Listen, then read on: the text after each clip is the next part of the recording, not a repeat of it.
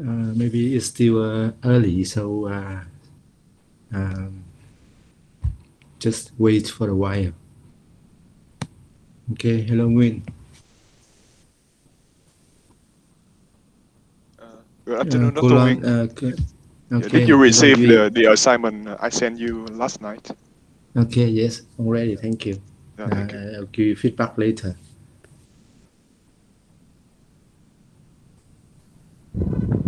Dạ thầy Nguyên. Yes, yes, Mon. Yes, cô Loan. You want to tell me something or what? Pardon? I mean that still early, so we Okay, can okay, wait for yeah, a yeah. while. Okay, sure. Okay. Thank you. Mm.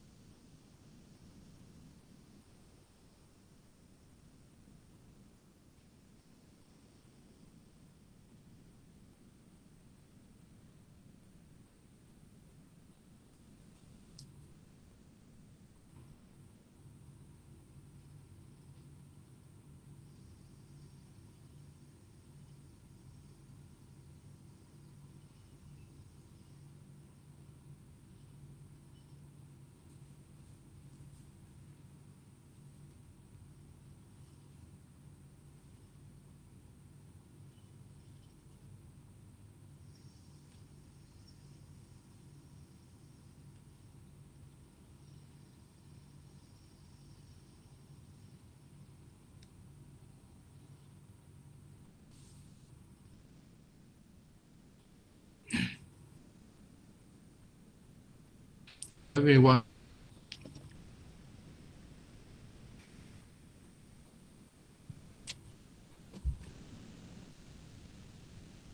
So let's review the. Can you hear me? Yes. Yes, sir. Okay. So some things that you have to remember. So the focus is on quality. Okay. So in terms of quality, so as I mentioned last time, you are expected to be critical. Okay. So please remember the word critical, and then in order to be critical, as I mentioned, so you have to be able to analyze something. So those are some keywords I would like you to have in mind. So you remember what you have learned so far. So again, quality, critical, and analytical, analyze. Okay, and you have two research designs, two quality research designs, um, specifically case study or action research that you can conduct. Okay, and in a case study or in an action research design, you can use interviews or qualitative questionnaires or focus groups, or also you can use observations. But one more thing here that I would like you to remember, as I mentioned last time, I hope you still remember audio visual materials. So again, for conducting a quality case study or an action quality action research, so you can use the triangular instruments, including interviews. Now of course, you can you use a questionnaire earlier, but here we focus on using interviews, qualitative questionnaires, and focus groups. I used to remember the difference between interviews and focus groups, and you can also use observations. Okay, that's what you see here. Okay, observation.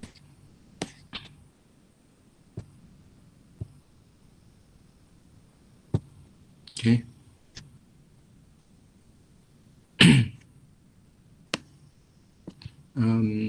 Interview. Okay, focus group here, quality questionnaires. Okay, and observation. So you have to interview, focus groups, or observations, as you have known already.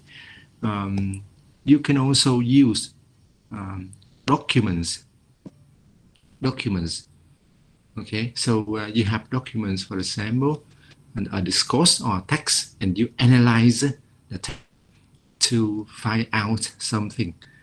Okay, so analyzing documents is also an instrument that you can use in a quality research design. Okay, or you can also use audio visual materials. Okay, so you can record, and then you transcribe what you record, and then you analyze what the contents of the recording to understand something. Okay, you analyze the contents from the recording. Okay, or you can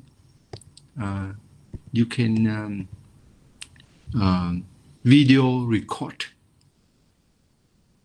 Okay, a conversation or a dialogue or a scene. Okay, so it can be an audio or it can be a video that you can collect the quality data to analyze so that you can conclude some findings. Okay, so now totally we have interview, you know already. Okay, qualitative questionnaires, you know already. Focus group, okay, they are very common. Okay, observation, it is also common.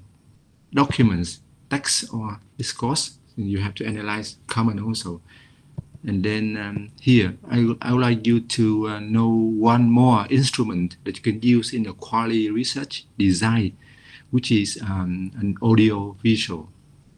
Okay, so you can collect audio visual materials and you analyze those materials in order to conclude or to find out something. Okay, so that's why you have to have exposure to different example action research studies, or you can have exposure to some example case studies. So in this case study, maybe the author merely uses interviews or quality questionnaires or focus groups. But in another case study, maybe the author uses content analysis or documents to analyze. Or sometimes you can see that the author merely uses observations, okay, to collect the quality data. And then the author really analyzes the quality data, his or her observations. And then the last one, or one more instrument that you should know, audio visual material. So the collects data from audio visual materials. Okay, they are audio recordings or they are video recordings, and then the author analyzes the contents of the audio, the contents of the video, okay, for the quality data in order to find out something. Okay, so you have many instruments for a case study or for an action research. You can choose among them. Okay, but you have to know how after using those instruments, you have the quality data. Okay, yes, Lynn.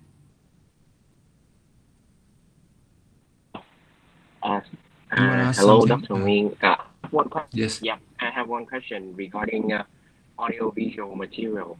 So I would like to have one example. Like, is it something like I analyze the listening recordings, for example,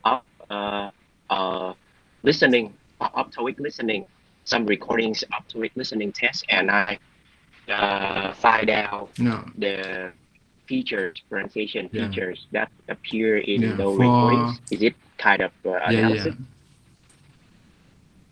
Yeah, okay, thank you. Just like this, for example, you interview someone, okay, and then you take notes.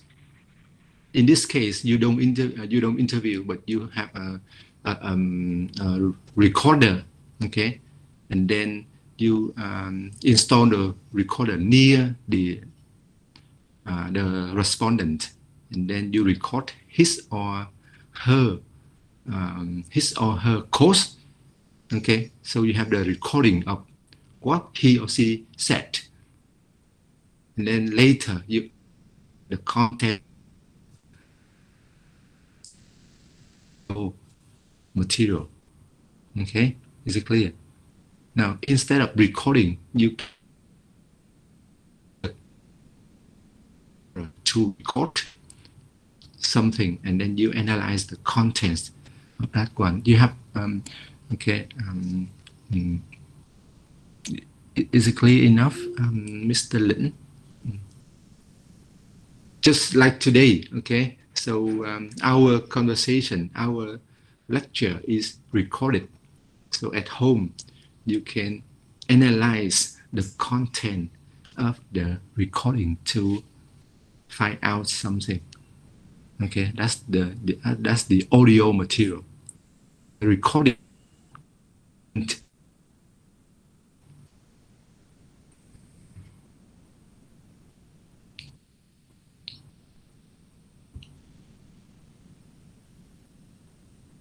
Sorry, Lee, I don't understand what you mean by teaching channel.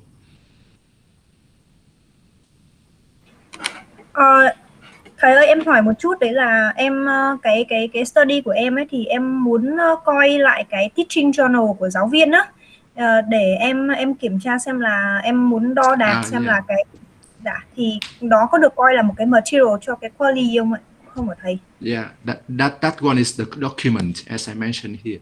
The teaching journal is the document here. Okay, okay, so it's the quality material. Okay. Em cảm ơn thầy. Okay, Lee ơi, since cô Loan is not okay,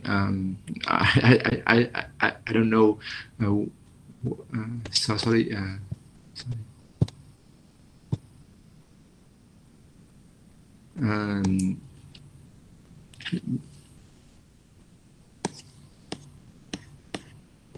Okay, again, so here.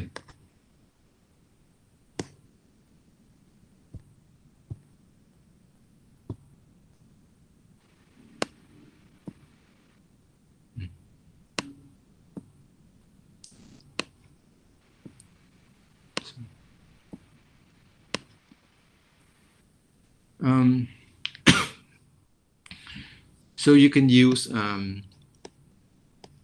these instruments to collect the quality data, but the most important thing is how to analyze that qualitative data. Okay, so you have different instruments to choose to use, and then you can collect the quality data, but then how to analyze the quality data, which is critical. Okay, so we focus on analyzing quality data. Okay, in this course. After this, okay, here.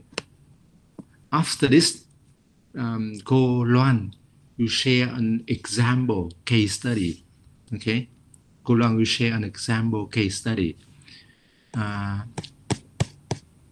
which is mixed methods design. Okay, so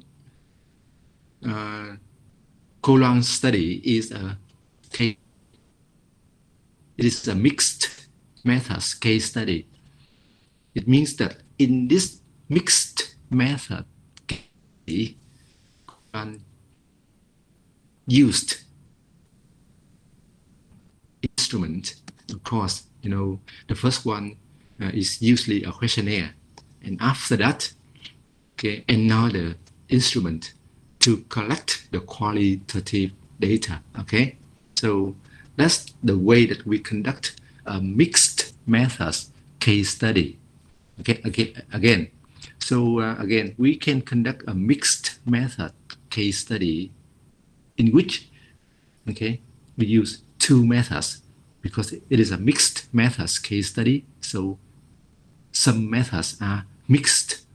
So at least we use a questionnaire, okay, and then we use one more instrument for the qualitative data.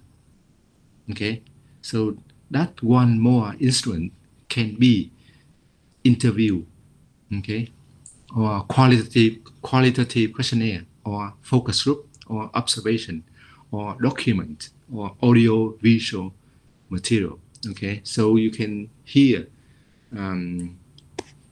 what Cô Loan shared about her mixed method case study to understand the instruments that she used in her case study. Okay, so and after listening to her example, so you can learn to some extent how to conduct a mixed methods case study. Okay, especially try to pay attention to the instrument to collect the qualitative data in her case study. Okay, so cô Lan ơi, are you ready to share your example? Yes, yes. Okay, so welcome cô Lan to our class for her sharing. Okay, and mixed methods case study, focusing on using the instruments for collecting the quality data. Okay, if we can. Okay, Thank you. Could you please, Thầy Nguyên, could you please stop yes. presenting? Okay. Yes. Okay. Thank you.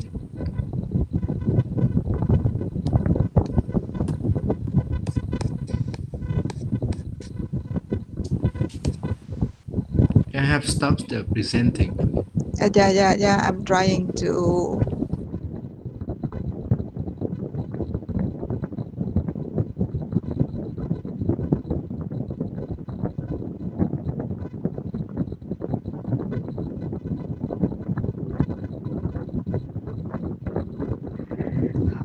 Okay, it is like before, so I'm going to log out and then log in again. All right.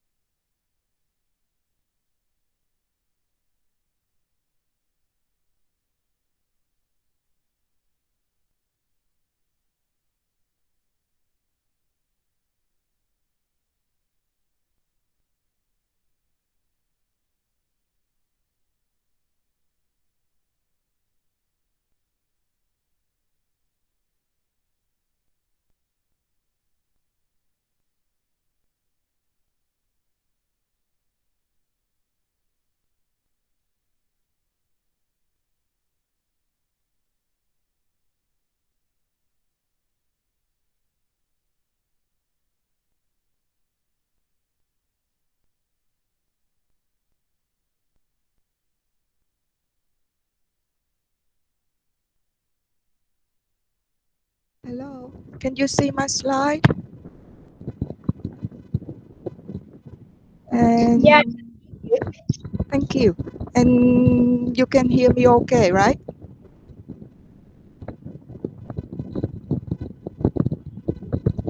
All right. Thank you. So I'm going to share with you one of my paper in some conference some time ago, and the title is Politeness Within an Intercultural Family, a case study. Well, this is just a part of my thesis for Latrobe University, and since my supervisor is an expert in qualitative research, that's why he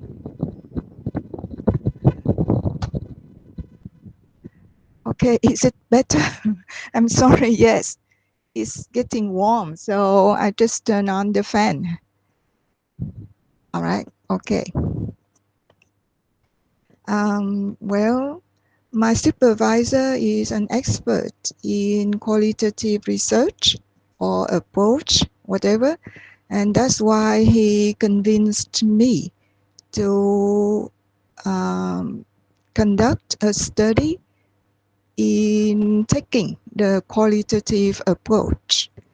And again, he convinced me to study my daughter.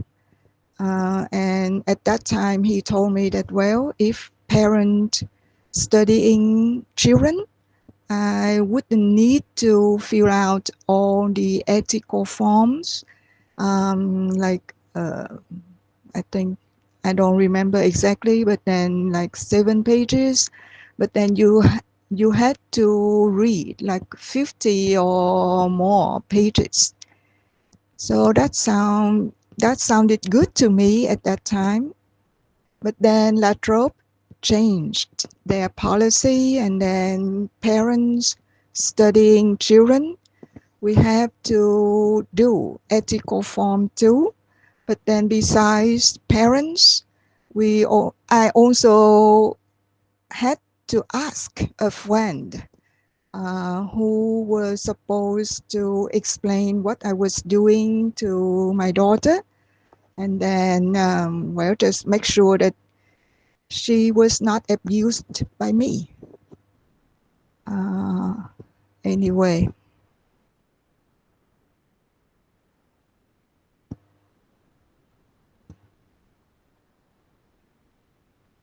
this is my aim of the study. I have two aims: to examine the request realization of a bilingual child in English and Vietnamese, and to find out her intercultural positioning from a rapport management perspective. The reason why I chose request is that, well, this is just for your reference. You don't need to know everything about this, but requests are face-threatening speech acts. That's why when you make a request, normally you have to make it in a polite way, just to lessen like the imposition of the speaker on the listener. And from the aims of the study, this is the research questions, not only for this paper, but then for my whole thesis. And the first question is, what are the similarities and differences in a bilingual child's selection of strategies in performing the act of request while using English and Vietnamese? And the second research question is, from a rapport management perspective, what does the bilingual child's requestive behavior tell us about her intercultural positioning? Well, this is just my sharing what I did, and please feel free to stop me if you have any questions. What do you think of when you read the research questions like this? What do you think of the methods that were used in the study?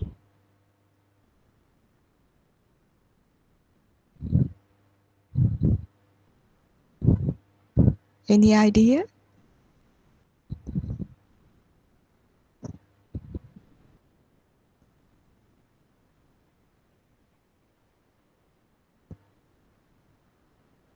Okay. Well, when you say similarity, maybe they need some time to answer your questions. Okay, I'm sorry. I'm afraid that they don't want to say anything. That's why I continue. Okay, so please, you can type in the chat box, or you can unmute and then say it. All right.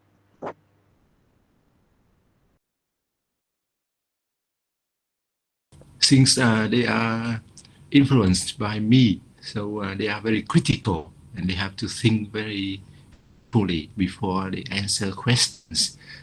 So please wait Okay. for a while. Do you have They do have, you have any implication, Thầy Nguyên?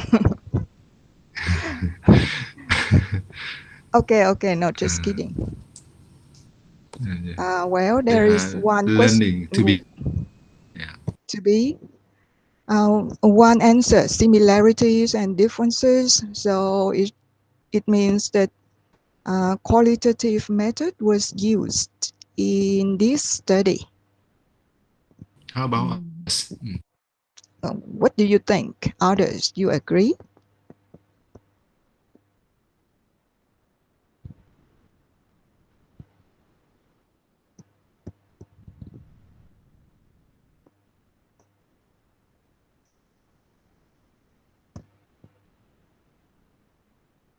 Well, you can type in whether you agree or not.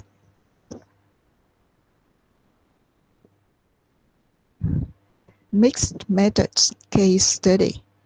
Okay, I just ask similarities and differences. So is it a kind of qualitative method or mixed method or what?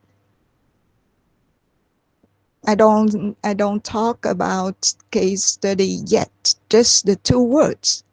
You agree? One, you agree? Okay. Well, I think that when you say similarities and differences, of course, you think of like some data that have been tabulated or calculated, right? And that's why when you compare and contrast, for example, so that is more of quantitative approach. Miss Lee, right? That's right. It should be mixed method. All right.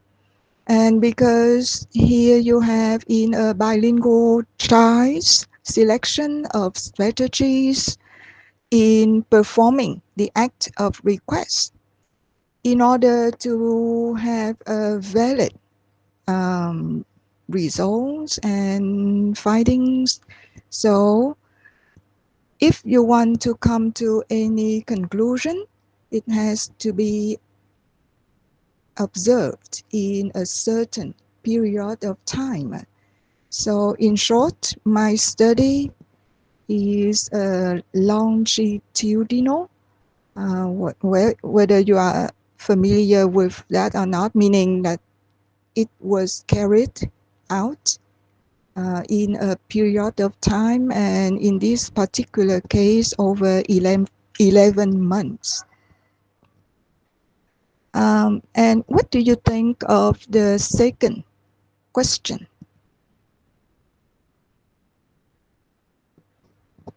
Mixed method again, or more qualitative or more quantitative?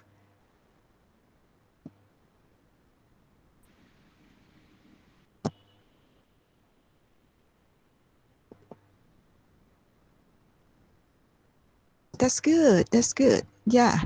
So the second question, that's right, is more of qualitative approach. All right. And well, Queen is right when you say that observation, of course, when you have to come up with something, you have to observe. And in this particular study, I took the participant observation approach, meaning I recorded my daughter, and then, well, I was part of the situations, a lot of situations in her interaction between her and then her parents. Well, her father is American, and that's why normally she speaks English to him, and she speaks Vietnamese to me.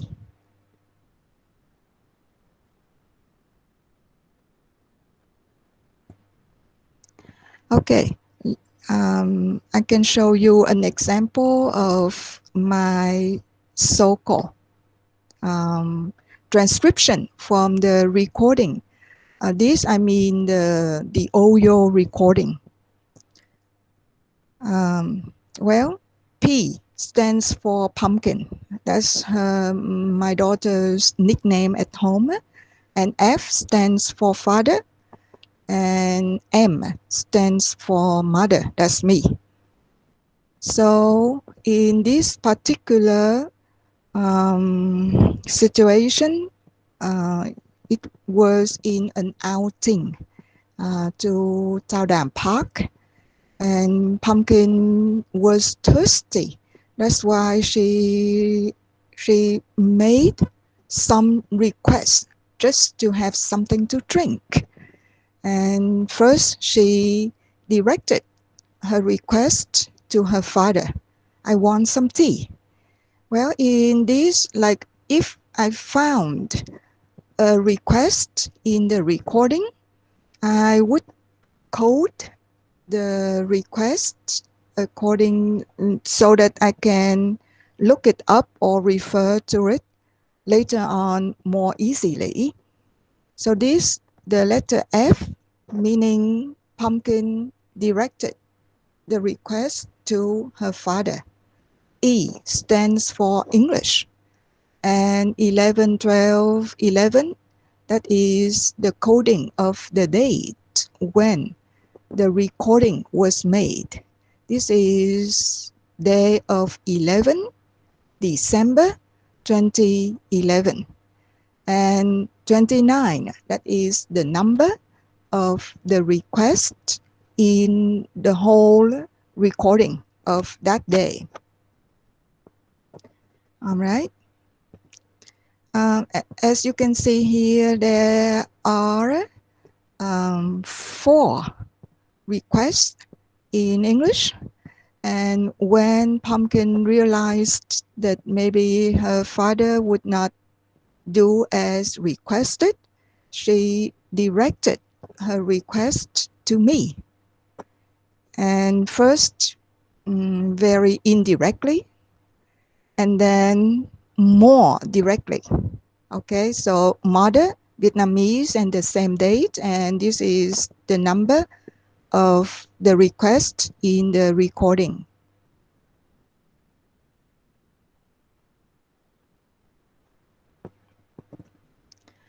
Well, in my literature review, so when I talk about requests, of course, I need to come up with a definition of request, and the remaining, like in or politeness, and the east-west divide in politeness and indirectness. Those, you know, that they are the themes that I was, or I would say again, the themes that were presented in my paper. And this is the definition of request that I used in this study.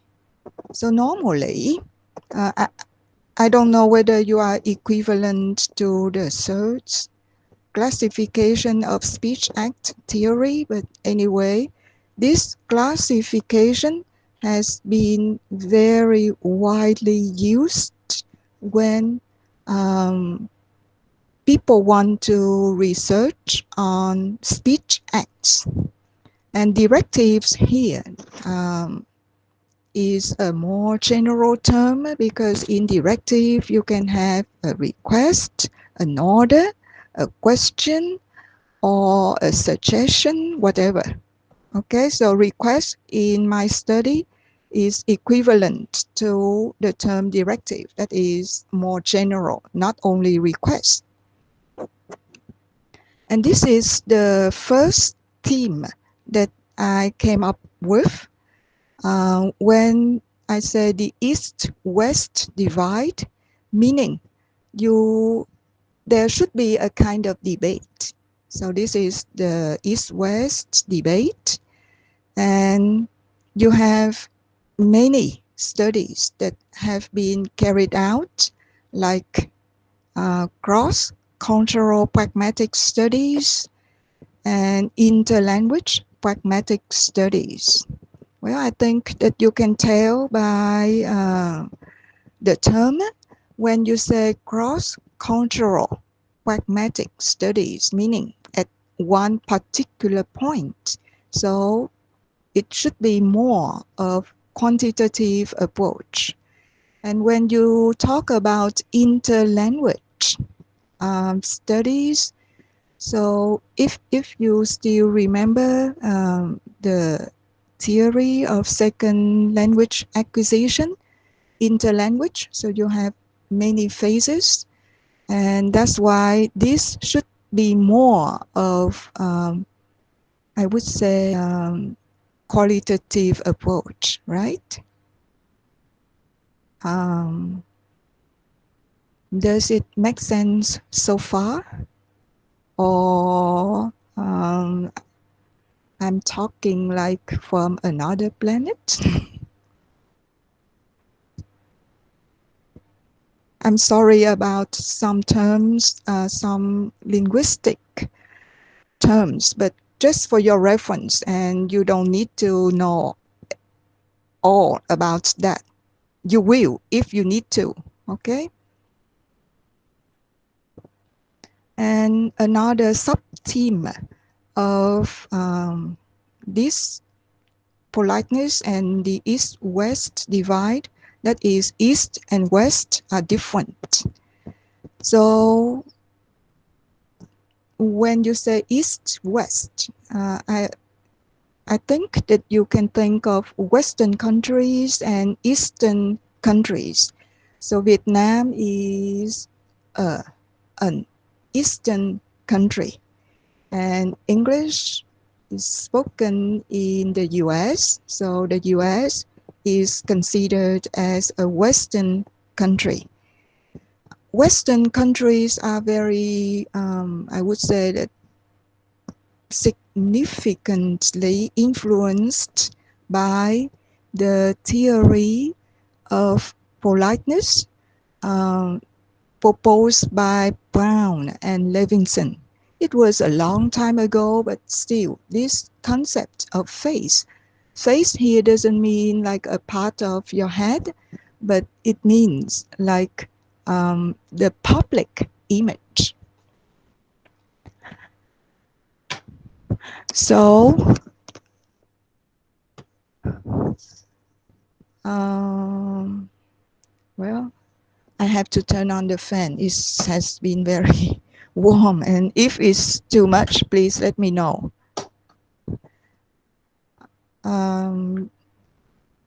So here you have the concept of face that is proposed by Brown and Levinson, has been criticized for its Western bias, meaning like only true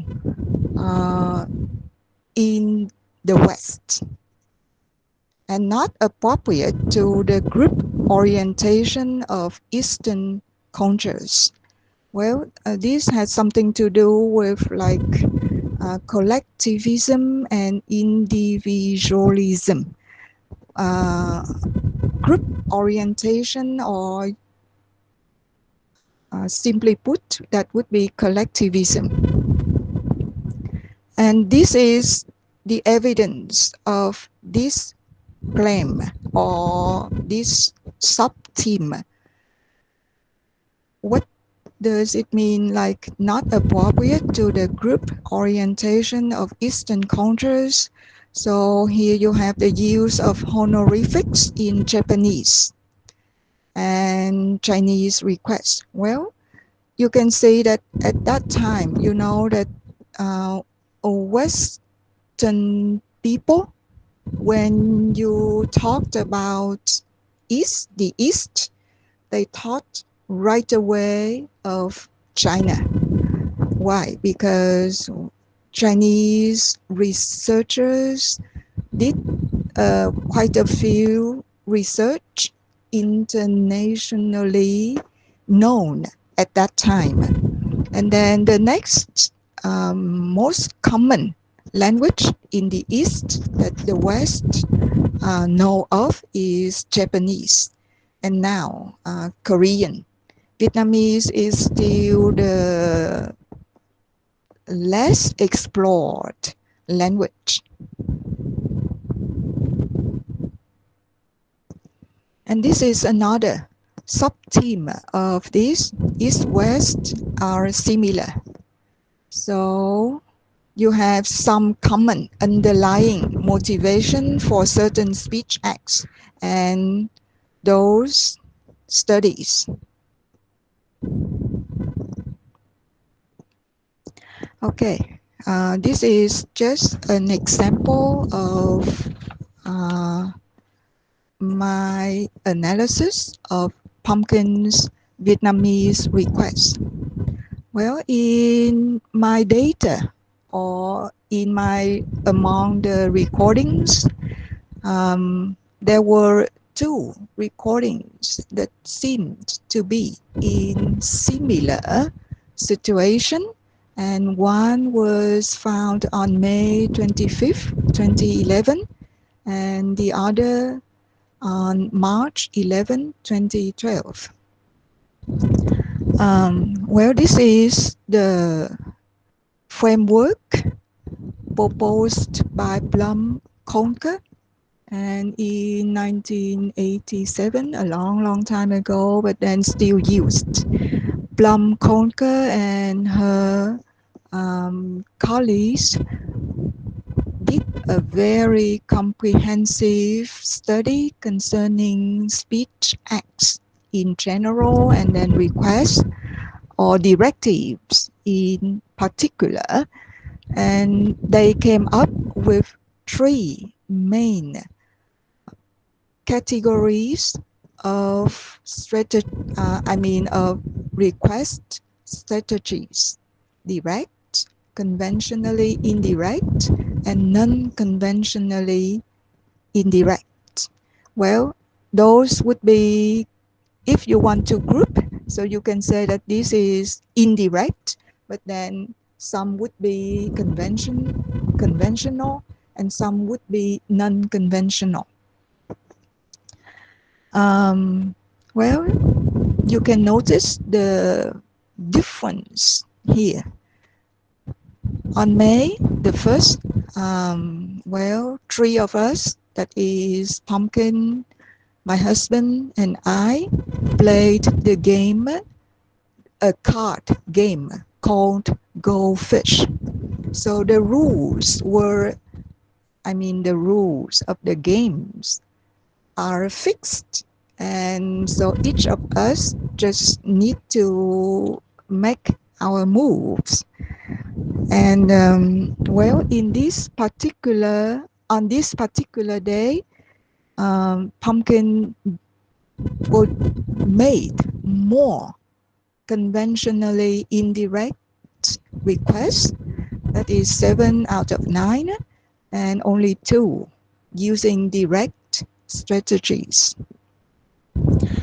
On March 11, so just Pumpkin and me, and another difference is that Pumpkin was trying to make me play a game so-called invented by her, and then it is similar to Monopoly, and that's why she had to explain to me what I should do next. So on this particular day, direct request, you have 27 out of 31, and then conventionally indirect 2, and non-conventionally indirect 2. What would be the possible explanation of the differences in the number of direct and indirect requests? Well, when you can see that here the situation or the context was a bit different. Here 3 of us, and this just mother and daughter. When 3 of us were in a certain context or situation, normally English is the dominant language. Well, because my husband's Vietnamese is very basic, so we have to speak English so that he can understand what's going on. And when English was spoken, so the cultural norm for speech acts of that language would be dominant in this particular context. And well, the conventionally indirect request that Pumpkin made at that time, she used Vietnamese. Đến lượt mẹ đó. So in English, exactly the translation of "It's your turn, mother." And she said that to me like 7 times. And on March, just her and me, of course, we speak Vietnamese. And in that case, the Vietnamese cultural norms are dominant. And that's why the requests here are more direct. You have more direct requests than indirect requests. And on this particular day, she, instead of saying đến lượt mẹ đó, she said mẹ đi đi. That is like well, it is like an imperative. So it is very direct. And one explanation for this difference is that in the West, you have what we call conventional indirectness. And in the East, so you have mitigated directness. So here you just have like different orientations, like speaker oriented and non-self oriented. Well, if you want to know more about this, you can read some more.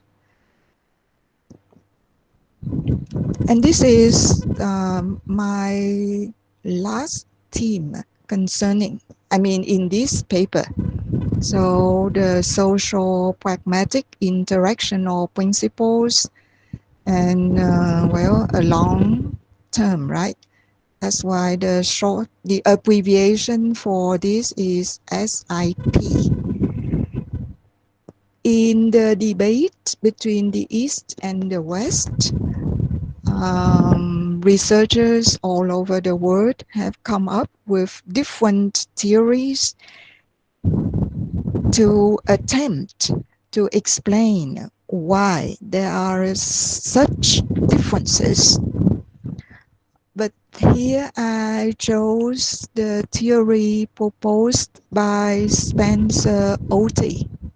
Well, this is the main researcher, and she is a very prolific author. She has written a lot of articles concerning like social pragmatic interactional principles, and she also studies what we call intercultural competence. Anyway, this, according to Spencer Oty, directness is not like direct or indirect, but rather it is a continuum or a scale, and the culture, I would say the cultural norms can be somewhere on that continuum. So it can be more toward direct or more toward indirect.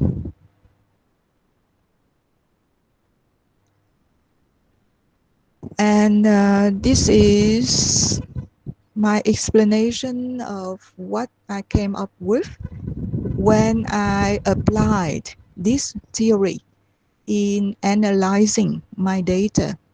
So in intimate family conversation, Vietnamese cultural patterns of communication are more direct than those in English. And this is like an evidence against the stereotypical view that Eastern Asian languages, cultures can be grouped and considered more indirect than Western languages or cultures. Okay, and here please remember that Eastern culture or Western culture, this has been portrayed as a group.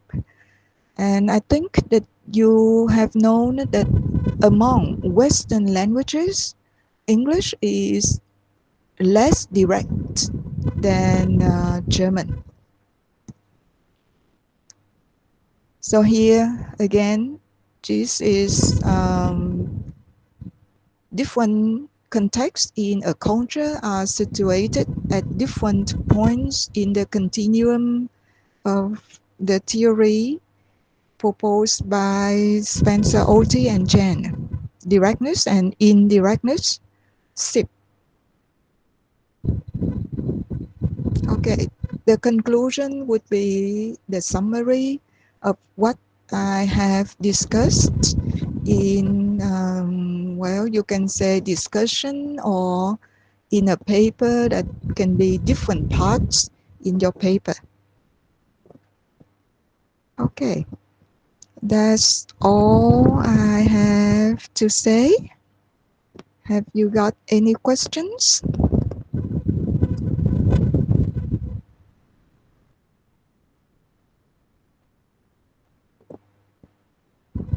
Okay, thank you, Golan. So You're please welcome. give them some Okay, time okay, to review what they have learned from you, and then question. okay, okay. Well, Think whenever you are think ready, you about can type in the chat box or you can unmute and then just speak out what you think.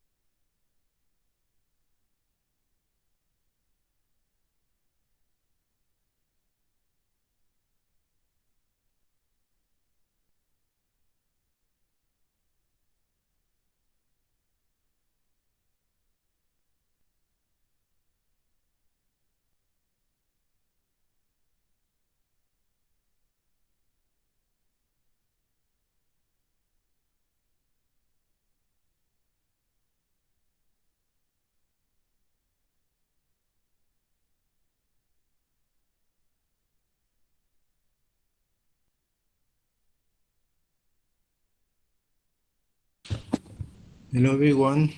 You ready? Maybe before asking the questions about qualitative research, so I think that you can ask some questions about the theory that theory Cô Loan presented today. It's about request. It's about politeness. It's about speech act. So those are some terms in the theory of semantics.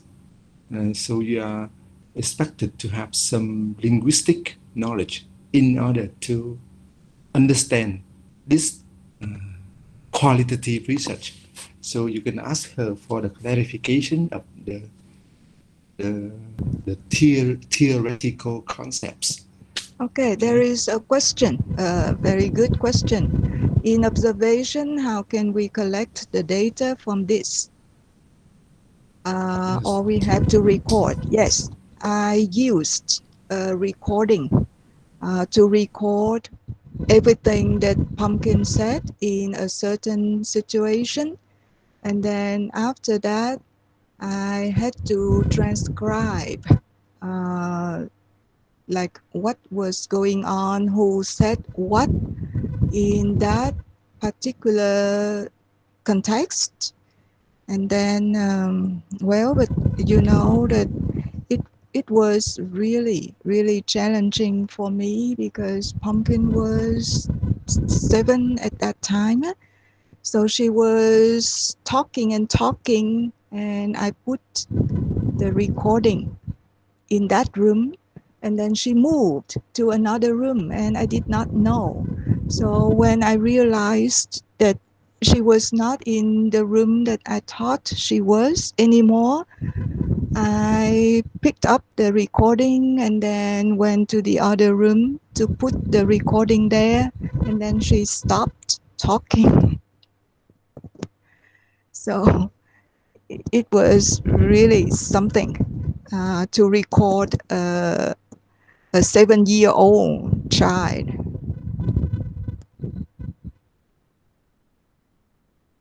Hello, Lee. This is not the traditional observation that you learn from maybe what I mentioned last time. That's the observation in person. But here, Cô Loan used the recorder to record pumpkins saying. You have to clarify. You have to distinguish the difference between the two. Okay. Yeah, as I told you before, I used participant observation, meaning I was a participant in that context. Mm.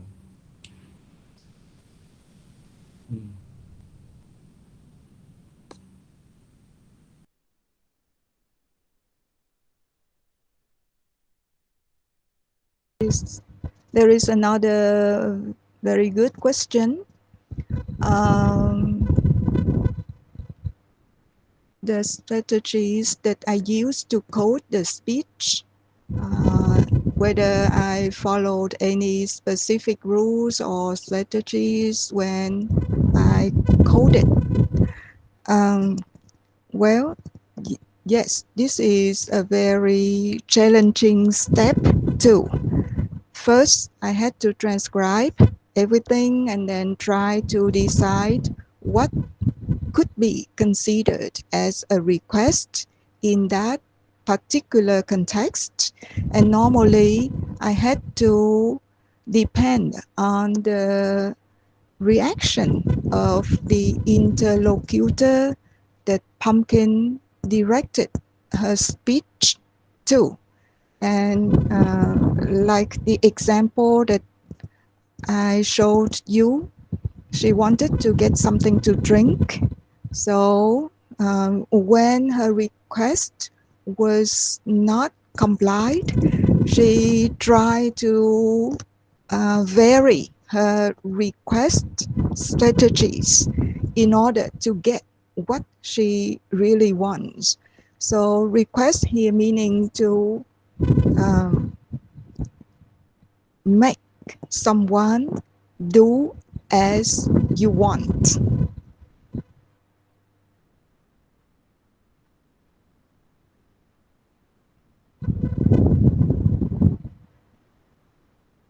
Considered one of the disadvantages of recording. Yes, of course, I had to depend on the recording. And well, the transcription of the recordings was my main source for my analysis.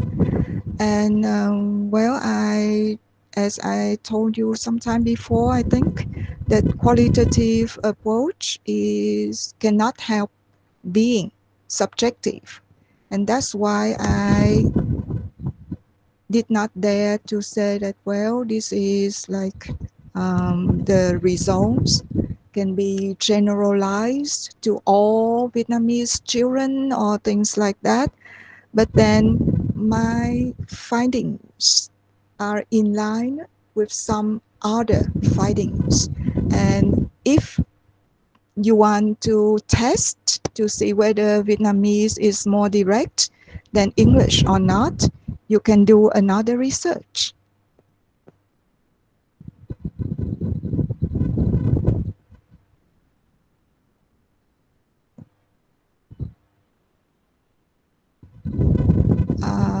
Devise the rules by myself. Could you clarify a bit what you mean by, yes? Yeah, sorry, I was typing and I accidentally hit the button enter. So yeah, I have to continue to type. Yeah, so it was the part of the first question. Yeah, not another question. I'm sorry. It's okay, it's okay. Or you can speak out, whatever. Yes. Can I ask one more question? Please, please.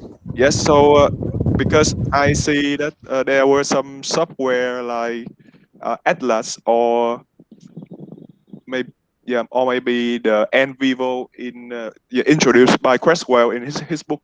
So did you use any of the software or any tools to analyze what you have coded and put them into teams? Thank you.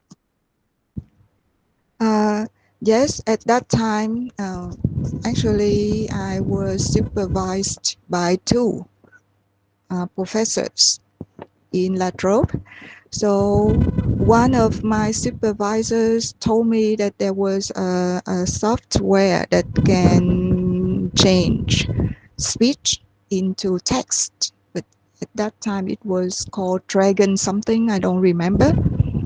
And then, well, but it would not be very accurate. So my other supervisor recommended that I should do it manually.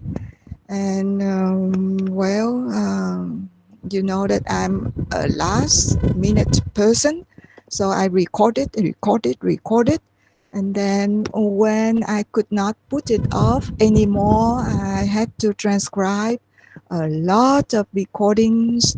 And of course, I could not do it all by myself. And I had to ask a teacher who had to ask some former students to do it, to do the transcription, and then I just had to check the accuracy of their transcription.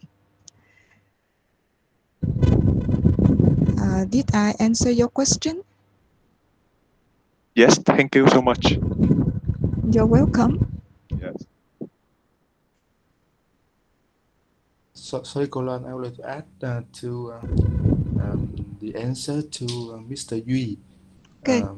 It's good to use the technology to quote the qualitative data, but you have to make sure that the language, your language, is accurate enough so that the technology can understand what you mean, which is very challenging. Okay, so you have to revise the transcription, okay, very carefully, so that there's no I mean mistake or error in terms of vocabulary or grammar. Okay, so if you use the wrong vocab, for example, you use the wrong grammar, the technology misunderstand you. Okay, so maybe the results are not what you expect. Okay, that's a challenge. Okay, is it clear, Mr. Duy? Yes. Yeah, I have understood now. Yeah, thank you.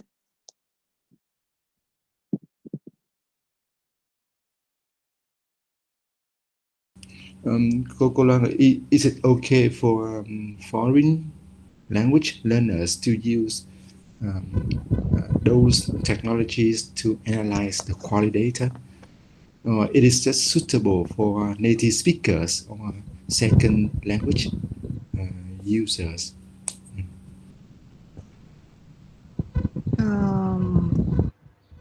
You mean to record speech or what, Thầy Nguyên? I really. I mean that when you have already collected the quality data, and instead of analyzing the quality data manually, so you as Mr. Duy questions, so we could use technology as suggested by Creswell 2012 in order to analyze the quality data.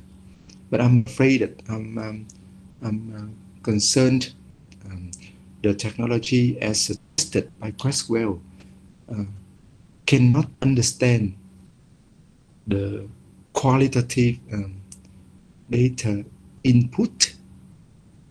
So we cannot have the results as we expected for the findings.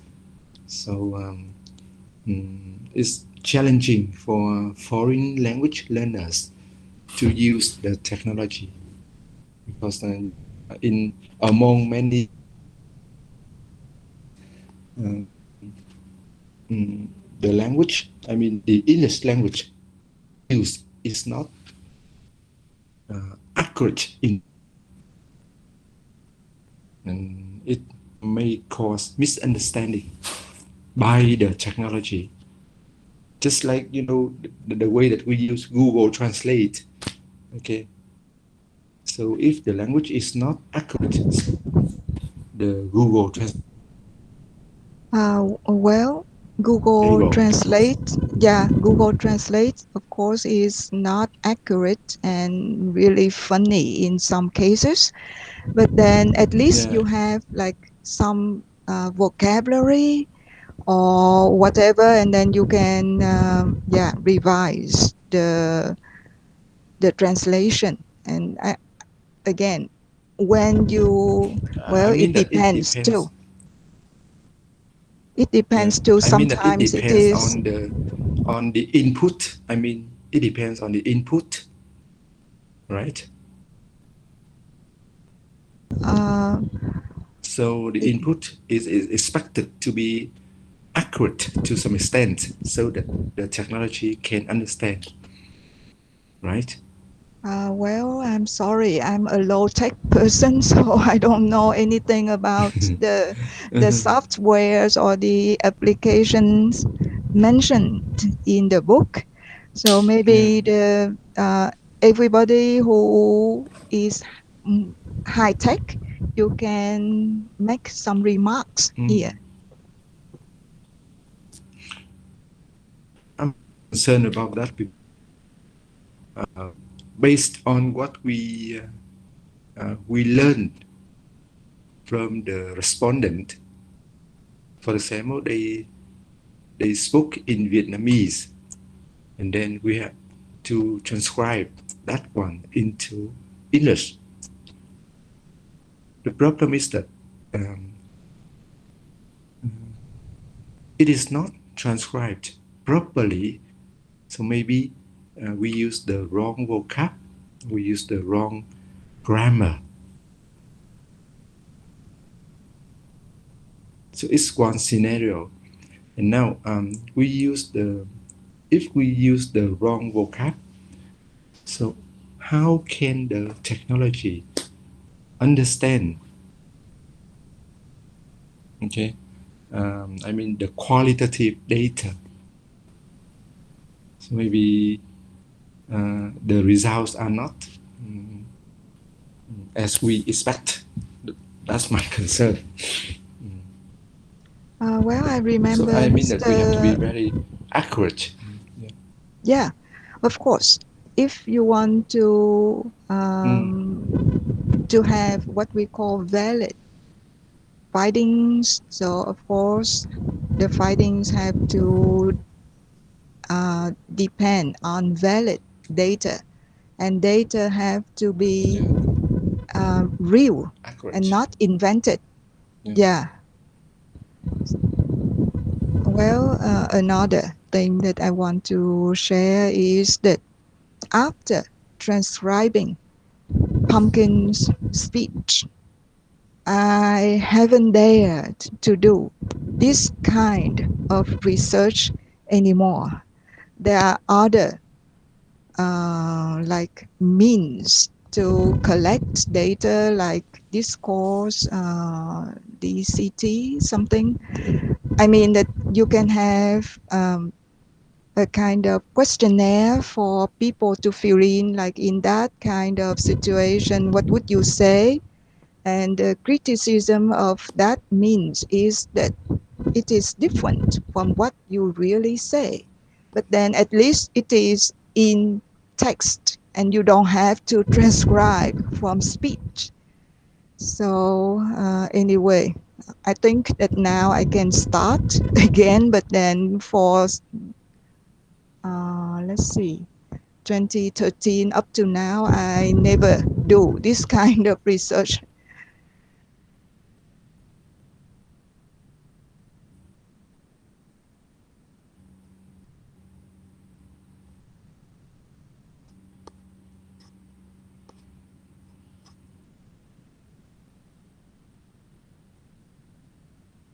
Have you answered Miss Lee's question, Doctor? You answer Miss Lee's question because we don't have chance to meet the. Okay, sorry. Like Golang, how can we collect data through observation? To better understand their perceptions towards teaching methods, for example, besides interviews and questionnaires. Well, I would say that perceptions are something in somebody's mind. So if you want to know exactly what somebody's perception is, I think that it is almost impossible. Sometimes that person may not know very, like, their perception very well, let alone somebody else. And that's why here I think that you need to accept a certain degree of so-called inaccuracy and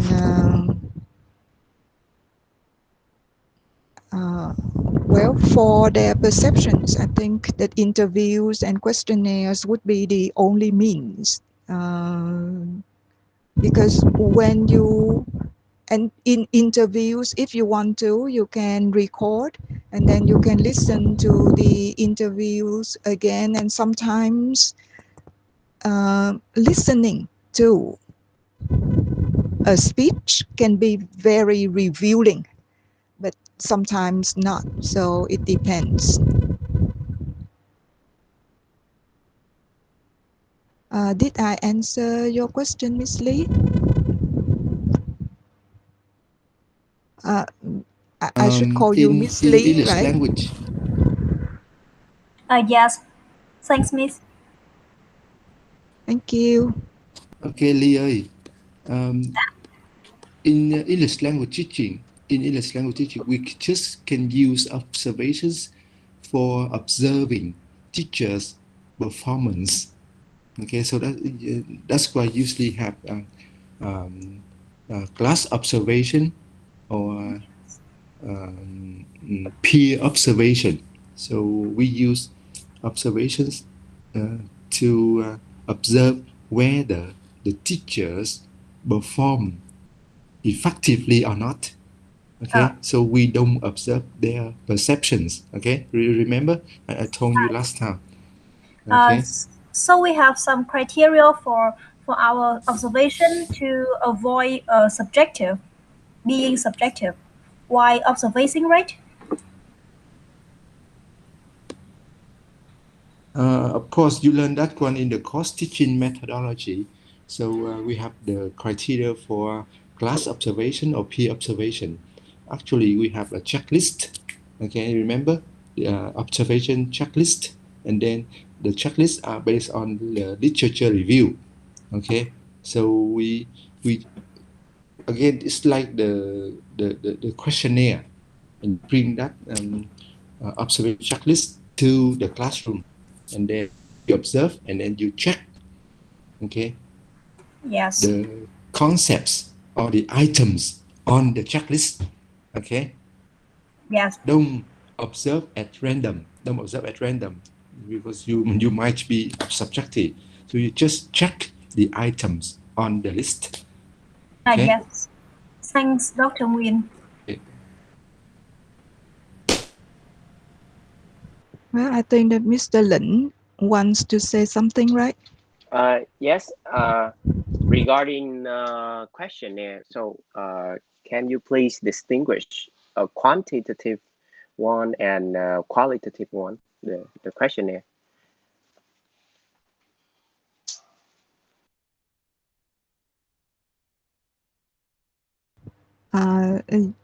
You asked about my experience or in general?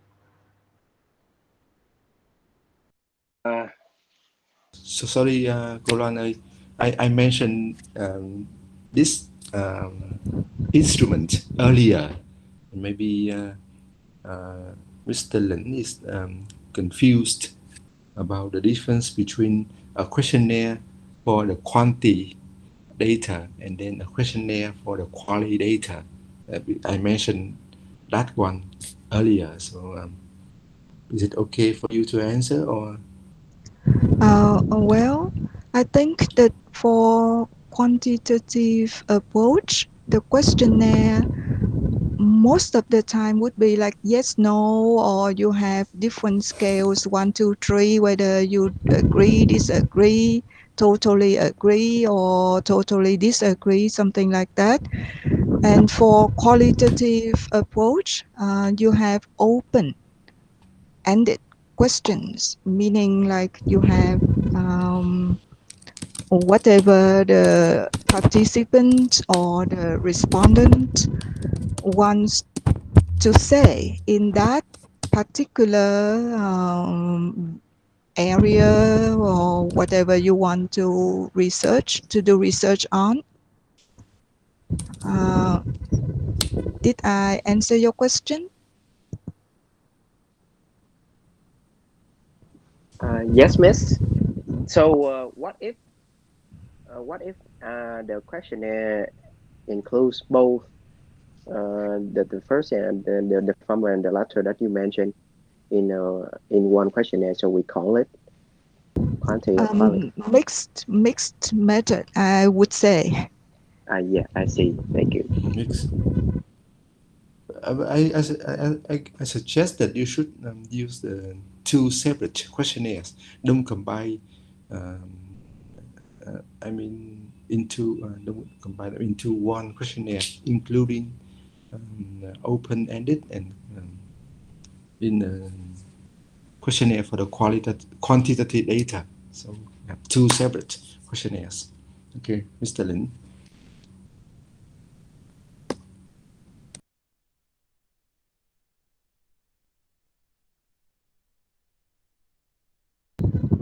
Okay, Thầy Nguyên, could you please answer the questions in the chat box?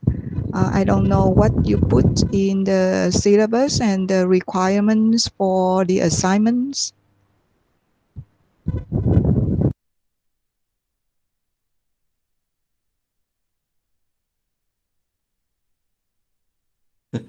Actually, this is not the assignment of this course. Maybe it's another assignment in the previous courses.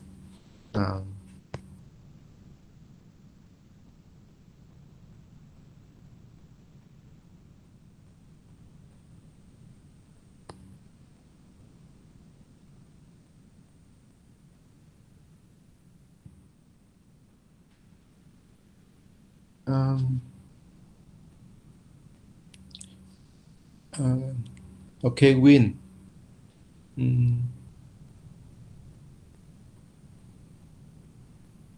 So if you have confidence in your peer, so you can have your peer record the session.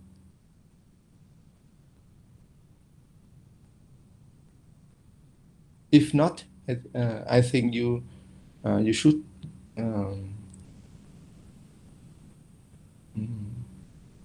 show up. You should attend the session in person to record the session. I think so.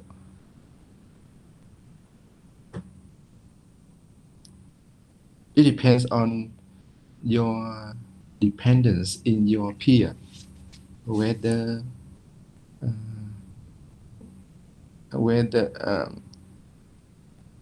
are you sure that your peer is honest? Okay. Normally, we have to attend the class in person to record. Is it?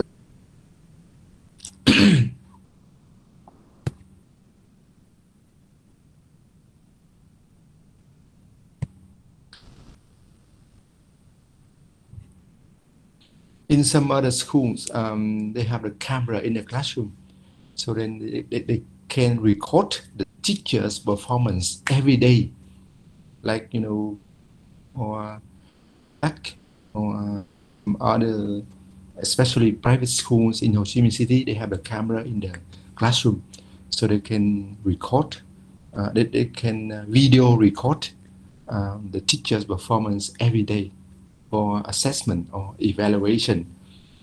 But then they have the power or the right to do so.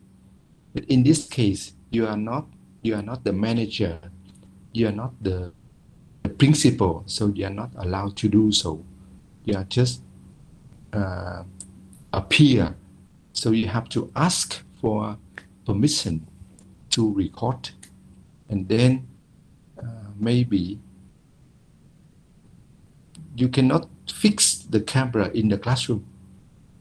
Okay, so you have to attend the classroom. But that's the reason, okay, why you have to go there in person.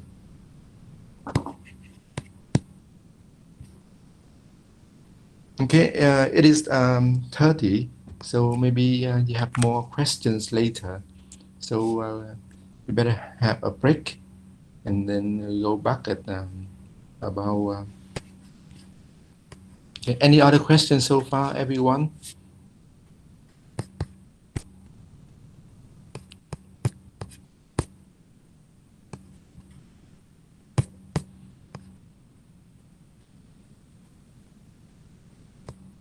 So keep thinking about Cô Loan's example case study using the two methods for the quantity and for the quality data. So it is almost clear about the data for the first research question, but she collected the quantity and the quality data to answer the first research question in terms of the differences and the similarities, right? Differences and similarities. Okay, but I'm still curious. Yeah, am I correct, Kolan?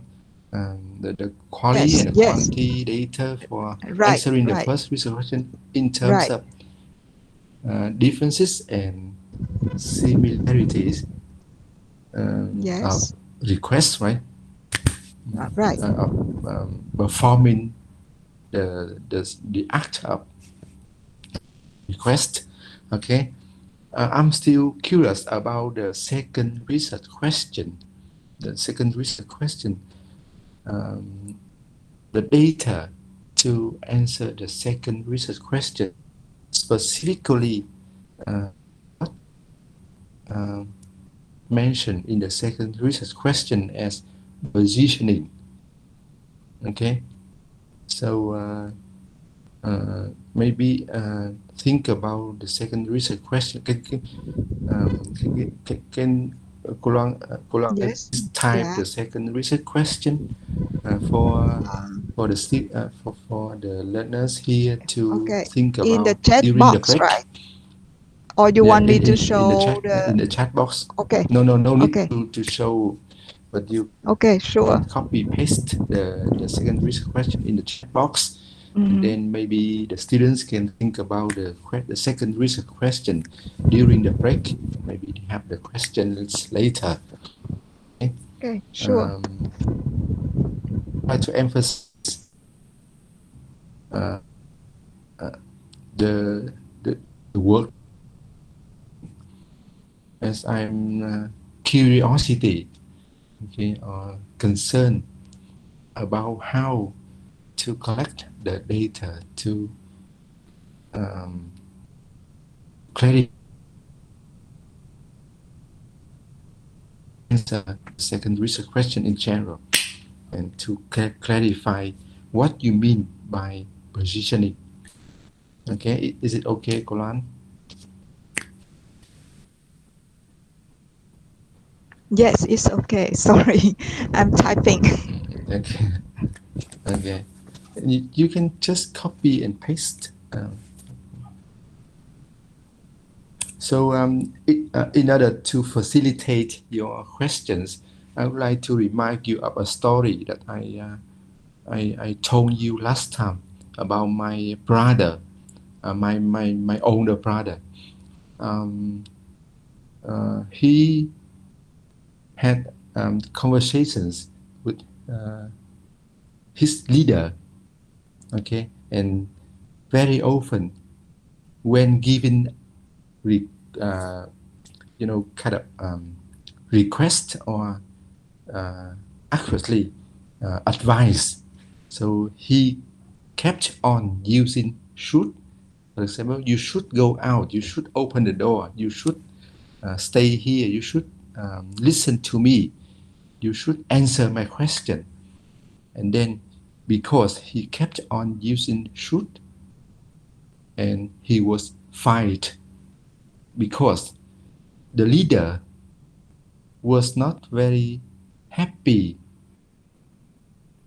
with the way that my brother used the modal verb should to give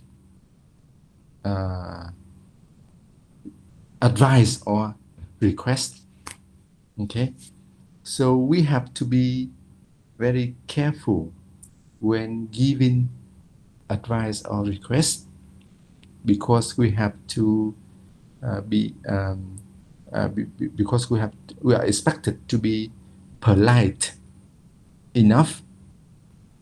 We have to be polite enough, and in this case, the leader expects. My brother's leader expected him to be polite enough to say something indirect, or to say something polite enough.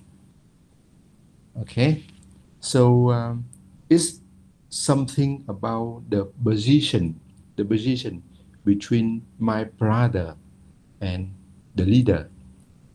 They are almost at the same age, or even my brother was even older than the leader, but he assumed, my brother assumed that he was more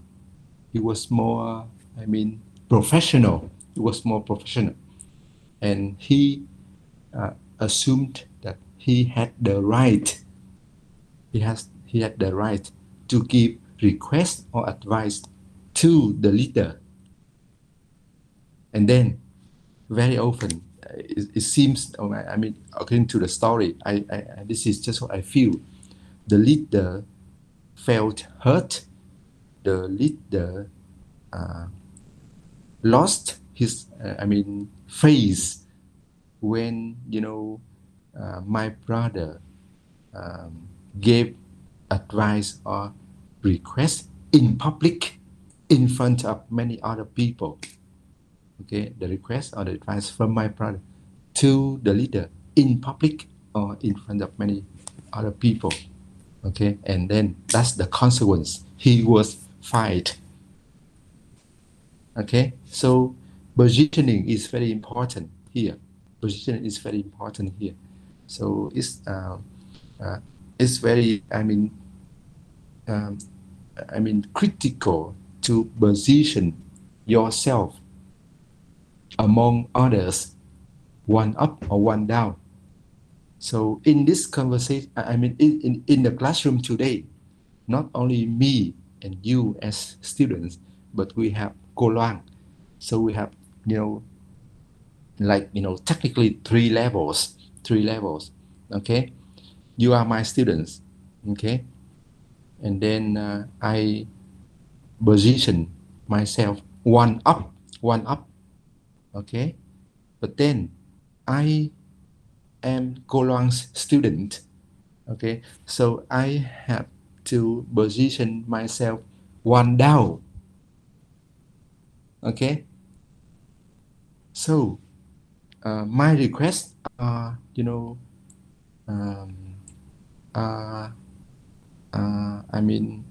alternatively changed.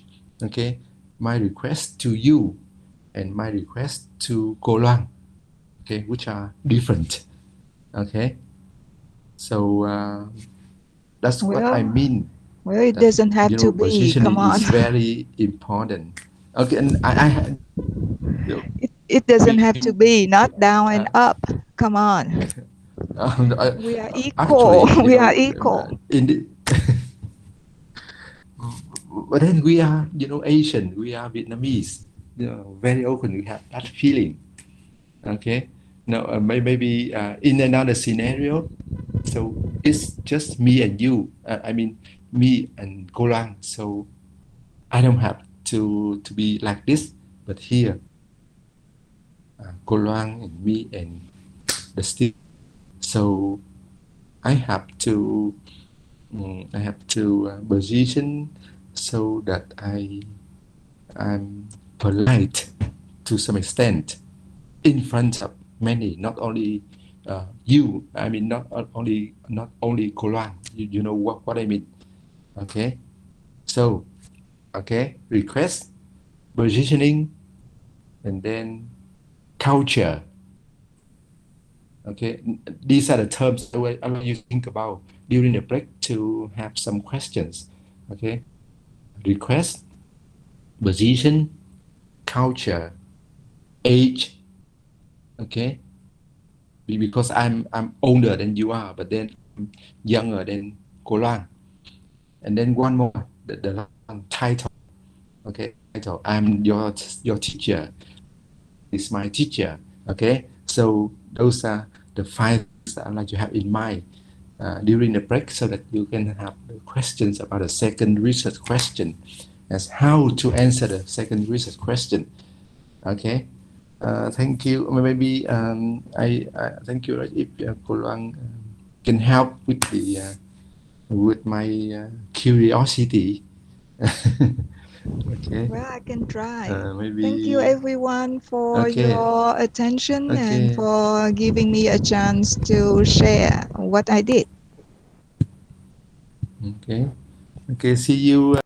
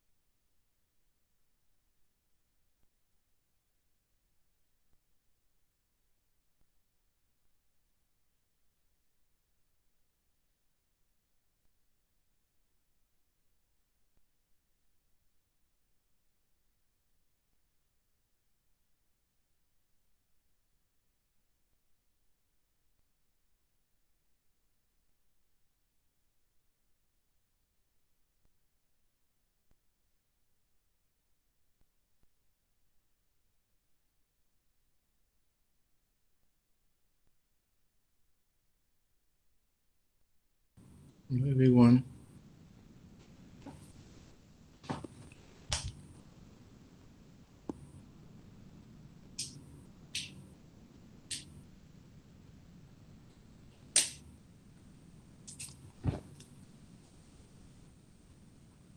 Hello.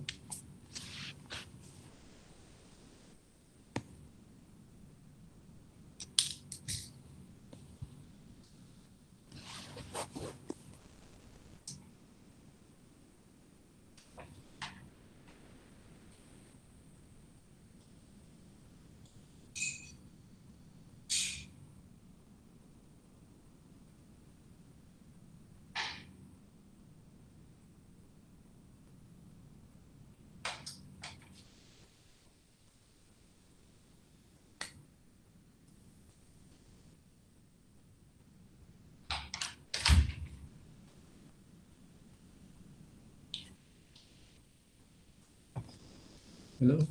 Hello. Hello. Hello. So welcome back. So while waiting for Cô Loan, so I would like to review this one. You are expected to remember, as I mentioned last time, the concept cause or causal factors. You remember that one?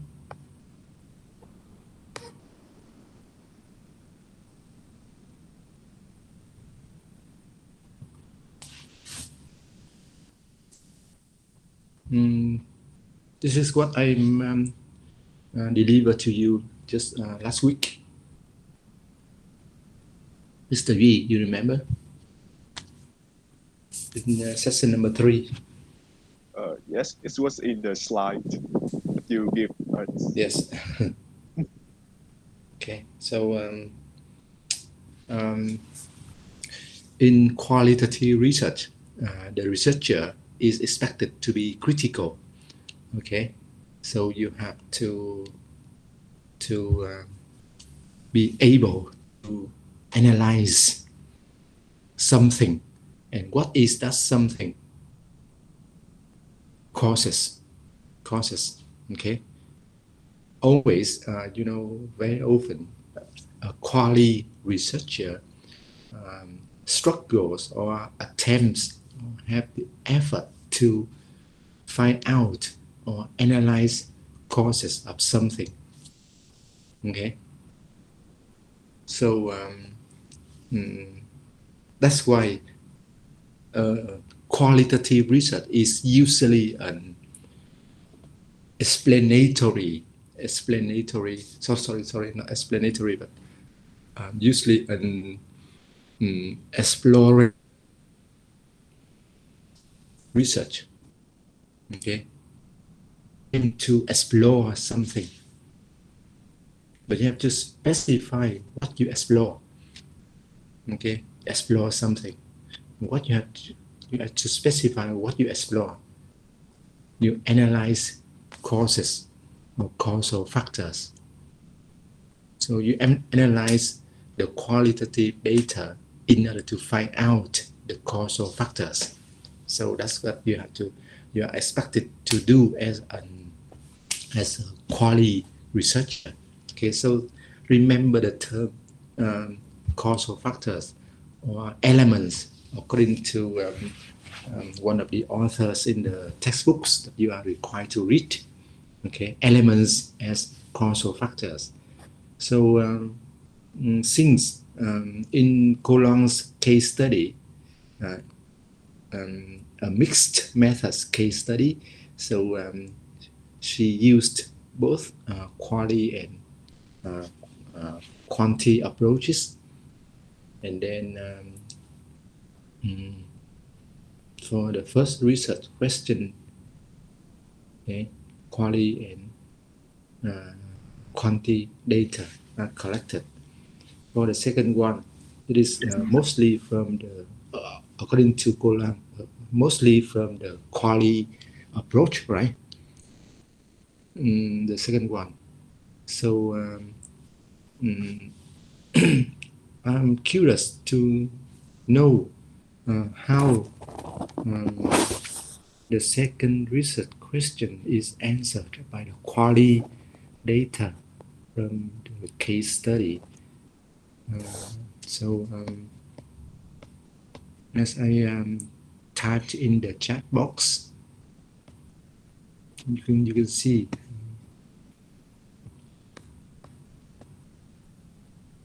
this is my curiosity. Okay, is her or pumpkins? Is pumpkins intercultural positioning is the cause? Is the cause? Okay, cô Lan ơi, are you back? Yes, I am. Sorry. Okay, so sorry. Maybe my curiosity is crazy, but then just a curiosity. So It's okay. It's okay. Curiosity is always good. That leads to inventions, you know. Anyway, yes. What is the question? Oh, intercultural positioning is the cause. So am I correct, Golan? Is pumpkin intercultural positioning is the cause of her requestive behavior?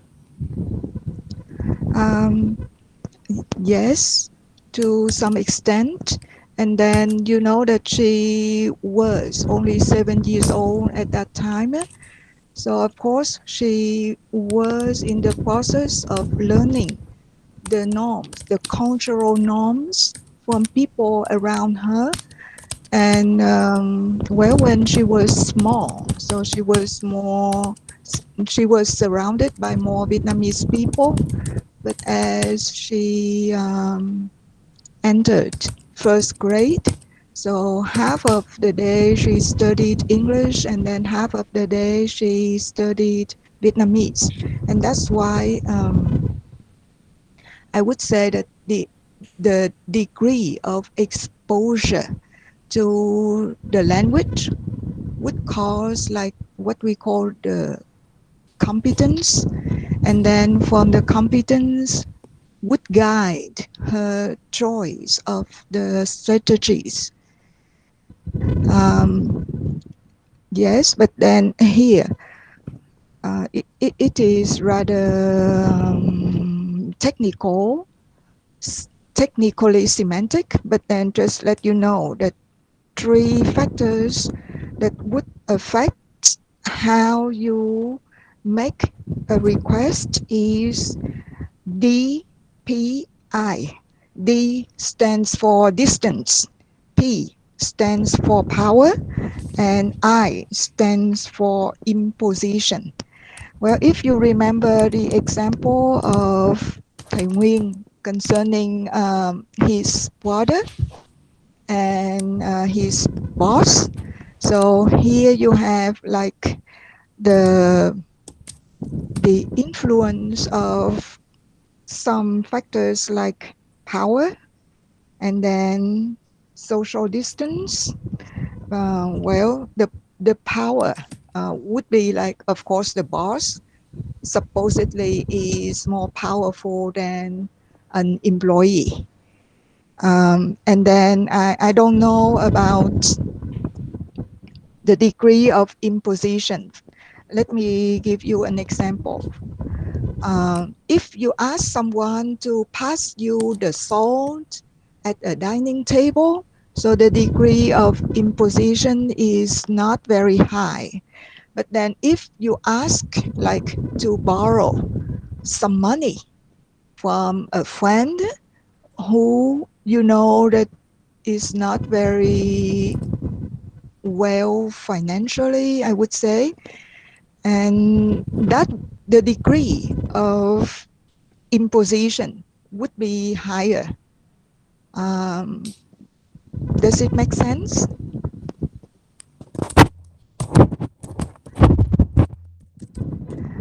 Or I can give you another example, like Thầy Nguyên did tell you about like 3 positionings in the classroom.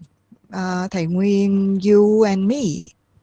Well, I would say that if just between Thầy Nguyên and me, so the distance is not, we are close, all right, and we can talk about almost anything without offending the other. But then, of course, in front of you, Thầy Nguyên wants to be, well, can I say superficially polite to me? No, just kidding. He is trying to be really polite and just to make, well, I would say that whatever his reason can be, like to set I an need to behave. example. Why? You don't I need to to. behave. This is your class. Maybe This is your class. Anyway. Maybe I act as an example. Yeah, that's what I mean by saying set an example. As a teacher, Okay, I for apply example. what I learned from you. What? No, please. What do you mean? Just an What do you mean? application. Anyway, Just well, an maybe application of maybe you should be more serious because the students seem to be so serious. They feel sleepy, so you have to wake them up. Are you still awake? Well, actually, are you there? Are you there? He's asking you. Yes, we are. Okay. Well, and then the out loud. No, don't. Please, laugh out loud, please. Yeah, excuse me. Come on, Thầy Nguyên. Okay. Okay, I need to express my power. Okay, sorry to interfere. Anyway, the intercultural positioning here, I would like to explain a bit. According to Crossborn, an author at that time, she distinguished between intercultural and cross-cultural. Intercultural meaning people from different cultural backgrounds interact in a pretty long period of time, while cross-cultural referring to people from different cultural backgrounds, but then they meet very briefly, or when you compare Vietnamese people, how they make a request, and then American people, how they make a request. So using on what I told you before, DCT, that is discourse completion task. In that case, there is no interaction really between the two groups of people. So that is cross-cultural. Well, just for you to know, and Pumpkin, in this context, that is like my husband and I are from different cultural backgrounds. That's why I use the term intercultural positioning or her stance.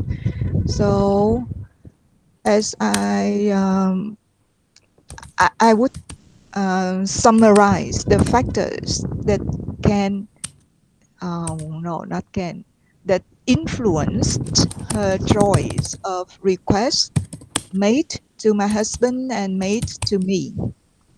Theoretically speaking, as parents, like father and mother, we should have equal power over her.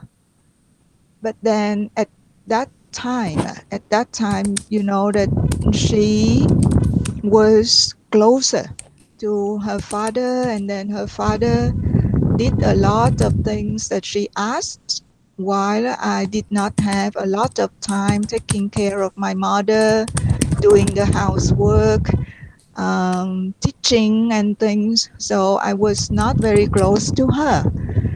And that's why my husband seemed to have more power on her than me, than I did on her. Well, the social distance again. Theoretically speaking, parents should be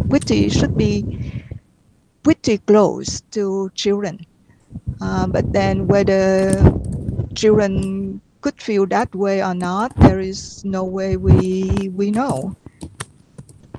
Concerning the degree of imposition, so it is interesting because it depends on what we call the goals. Like Pumpkin requested for what? For some food or for something to use at her school, or at that time she began to like how to play games on phones. So whatever that seemed to be related to technology, she asked my husband. And food, of course, because I cooked at home. That's why she asked me for something to eat.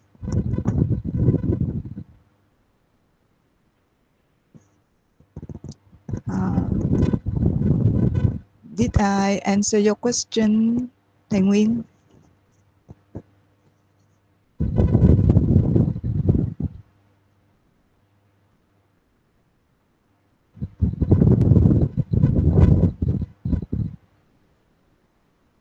Hello, Thầy Nguyên. Did I answer your question? Yes, it's clearer. I have learned a lot, and I'm just trying to apply what I have learned to the field of English language teaching. Okay, so in teaching methodology, I think that many students here have taken that course before the master's degree program, so they still remember teaching methodology. Việt Anh ơi, do you remember what you learned from this one? Việt Anh, Nguyên, and Công. You remember? Did you take teaching methodology đại học? Yes. So you have the concept, you have the concept proximity in the textbook. Okay. Okay. So it's the distance between the teacher and the students. Okay. So the teacher is required to know how to position himself among students, and students are also expected to know how to position themselves in the relationship with the teacher. You remember? Usually I refer to a cat and a tiger. So the teacher is sometimes behave as a tiger, and teacher sometimes behave as a cat. And then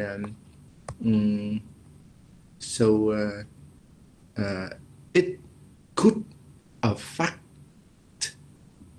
students' performance. Okay. For example, if the teacher is a tiger, students have fear and they stop behaving. They behave too consciously, and their performance is not very effective. So I think you remember this one when you took that course, right? So if you correct their mistakes too often, so they stop talking, they stop speaking, right? Did you remember? Do you remember what you learned before? Okay, so in general, the teacher has to balance as a cat and as a tiger sometimes. Okay, So another thing that I'm curious about. So usually in the rapport between Cô Loan and Pumpkin, so usually you behave as a cat or a tiger, which might affect or influence her requesty behavior. Cô Loan ơi, as a cat and a tiger, in comparison with your husband. Well, that is an interesting question. Anyway, I would say that with Pumpkin, it is really weird because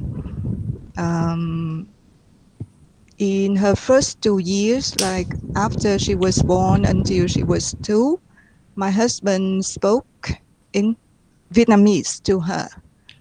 And that's why for quite a long time, she said that just daddy and baby could speak English and not mommy. And just after the first trip to the US, and then she said that, well, mommy could speak a little bit of English. And then that's why I don't know. I thought that I was a tiger to her. And well, here I would say that as an Asian parent, I am very controlling without realizing that I'm controlling. Well, because I'm used to the way my mother treated me, and my mother was controlling, and that's why I was controlling without even being aware of that. And then later on, Pumpkin did tell me that if I had a choice, I would put her in a glass house, completely safe, and well, completely like could do whatever I asked her to, but then also completely useless because I did not let her try like cooking. You know that when she cooked, I had to clean, and then it took forever, 3 times, 4 times the time that I cooked. That's why I said, please don't let me cook. Anyway, that's what happened to us. So finally, a tiger or cat? Well, tiger or cat thing that you should ask Pumpkin, not me. I said that I think I'm a tiger.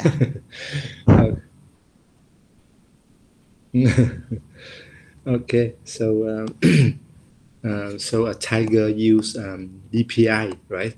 A tiger uses DPI, distance, power, and imposition, right? Imposition.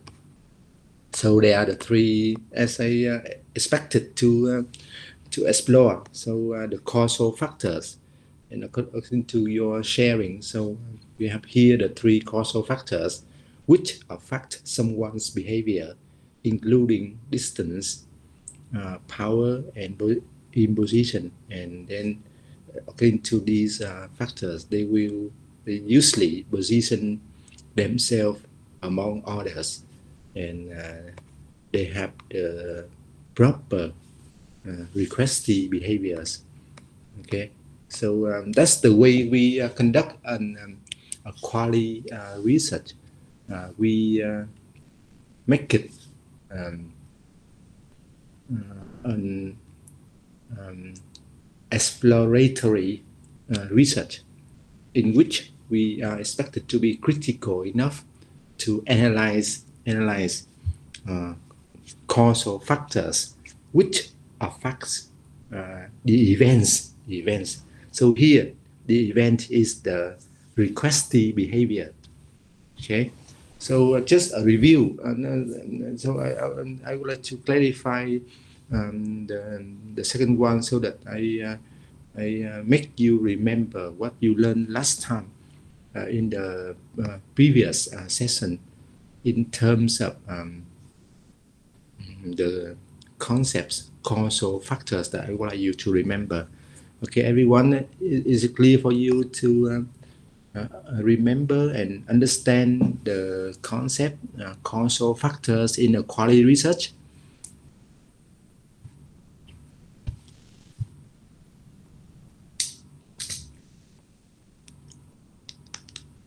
Is it clear, everyone? So quality research, okay, critical, okay, analyze, okay, causal factors. Okay, those are some of the keywords that you have to remember. Okay. Any other question about Colon's case study after the break?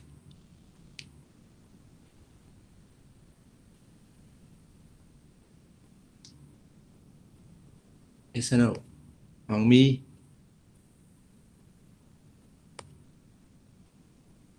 Yeah, just a little bit curious that why you choose the observation of like 11 months? Hello, can you hear me clearly? Yes, yes. Well, at first, when my supervisor suggested that I should study pumpkin, so I read a book by Achiba. She is Japanese, and then she was observing her daughter, who was also around 7 years old at that time, in Australia. That is, she was there to do her PhD, I think. And then in Achiba's study, I think that she did it for a year. And well, as I told you before, I kept recording without transcribing the recording right away. That's why I have to admit that sometimes I listened to myself and then I did not know what I said in in that recording. So whatever I could transcribe, I put as my data or something to analyze that, and it came up with around 11 months. But then it has to be because it is a longitudinal study, that's why it has to be over 6 months. Did I answer your question? Yeah, you have me clearly define why you chose this period of time. Thank you for your share. It's very interesting. Thank you. You're welcome. Well, I actually, what I did with the thesis was just by accident. And then I just, I found something and then I had to do some reading, research to back up what I thought I found in my data. And of course, under the supervision of my supervisors. And my supervisors are so knowledgeable, and they just helped me a lot. And sometimes I think that my supervisor read my thesis even more carefully than I did.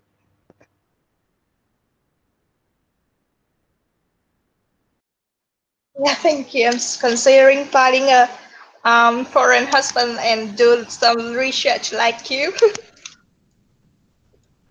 Well, everything Okay, good has luck. two sides. Everything has two sides. So Yeah, just kidding. But actually, your research is very interesting, and I'm considering that if I have children, I may interact speak with them like two language from very first stage, so that they can communicate in two language parallelly. Yeah, that would be really good. If Thank you. children should start learning languages as young as possible, and at that time, you know that they are like sponges, just absorb languages and then produce languages. So in the case of Pumpkin, she could learn English so easily, and that's why she thought that, well, learning foreign languages would be as easy like that.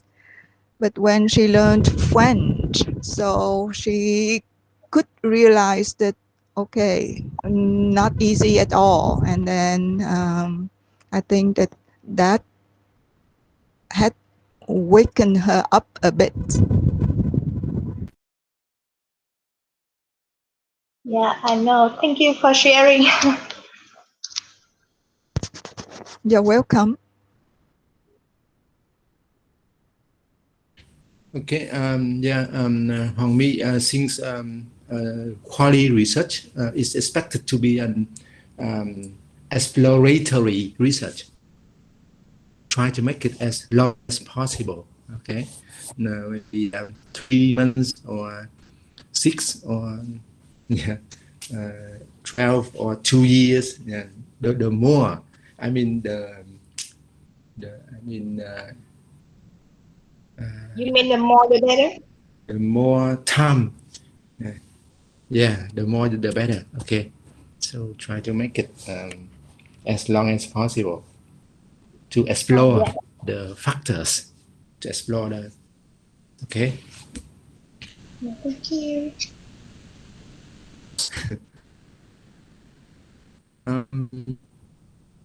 To share this one. Actually, this is the some theory from Creswell 2012 that you have to remember also, how to write the data analysis.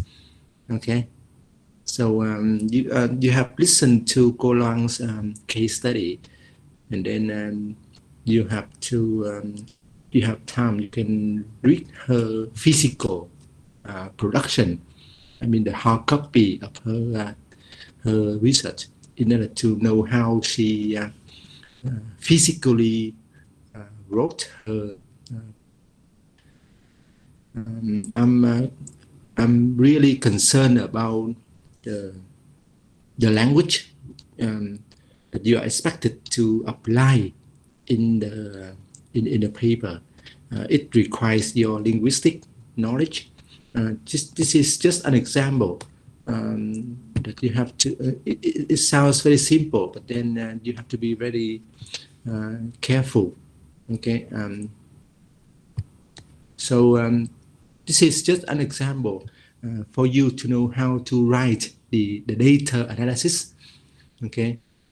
The data were gathered, tabulated, presented, then interpreted and analyzed through a content analysis of the responses to the semi queries in the interviews with them. Okay, so this is what you are expected to write in your paper when you report it. So you have to use the simple past tense. Okay, it sounds very simple, but then many just ignore or forget. Okay, simple, but then many ignore, forget. So you have to use the simple past tense when you report your research. Okay, that's the linguistic knowledge that you have to be conscious of when you report your study. Okay, and then here are the actions in quality research. Okay, so you have gather, tabulate, present, interpret, and analyze. Okay, these are the common actions in in quality research. Okay. So first of all, you gather the data, and then you have to tabulate the data. So Cô Loan have just shared an example of how the data were tabulated. I hope you still remember. So maybe Cô Loan, I will have that one email to you later. Okay, an example of how to have the data tabulated, and then after that you have to present the data, interpret the data, and finally analyze the data.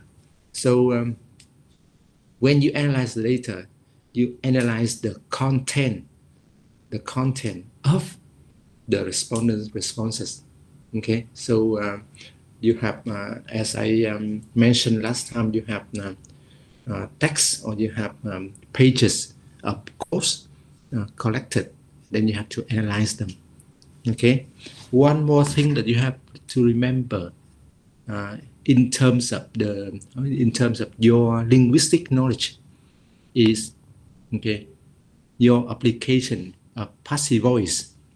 Okay, so make sure that when you write the data analysis, you have to use the passive voice, because your language is expected to be the data is expected to be impersonal. Okay, impersonal. It means that you analyze in order to be objective enough to conclude something. Okay, if you don't use passive voice, so it means that you impose, or you devise, or you make up the conclusion. Okay, so you have to use passive voice. It means that your conclusion or the results, etc., are based on the data. So I would like to give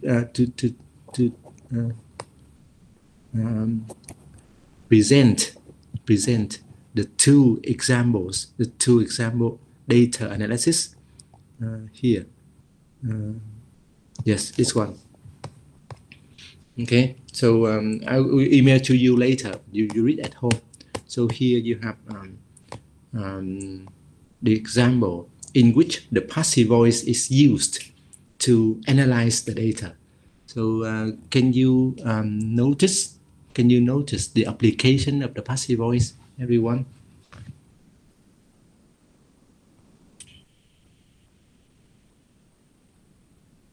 Việt Anh, grammar expert. Yeah, can you notice the use of the passive voice? Passive voice. Sorry. Use for advertisement. How many? No, I mean, look at the screen. Ah. Sorry, I have not yet. Yeah. Here, this one. No, not this one. Yeah, this one. Can you notice the use of the passive voice?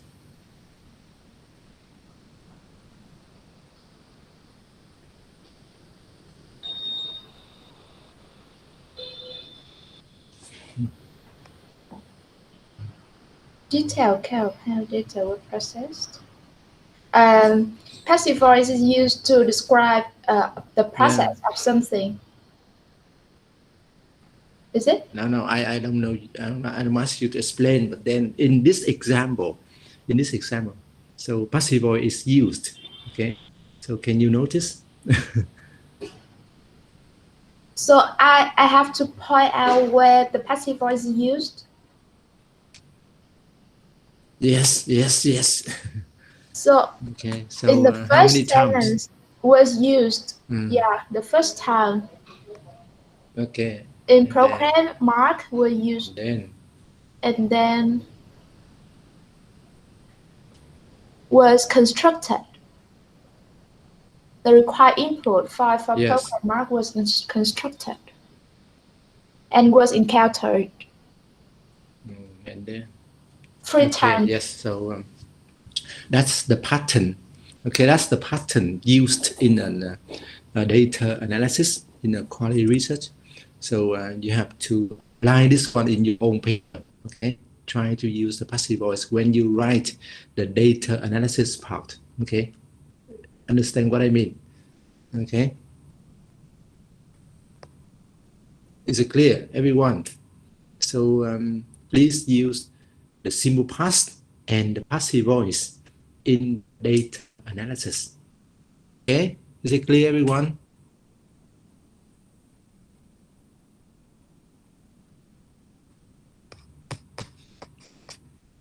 I don't hear any. I don't hear anything. So this is just another example. So again, the passive voice is also used. Okay, so you see here, yeah, were placed, analyzed, were developed. Okay, so just to raise your awareness of using the simple past and the simple past and the passive voice. Okay, the passive voice in the data analysis. Okay, it's a must. Okay, so I will email to you the 2 examples later for your reference at home.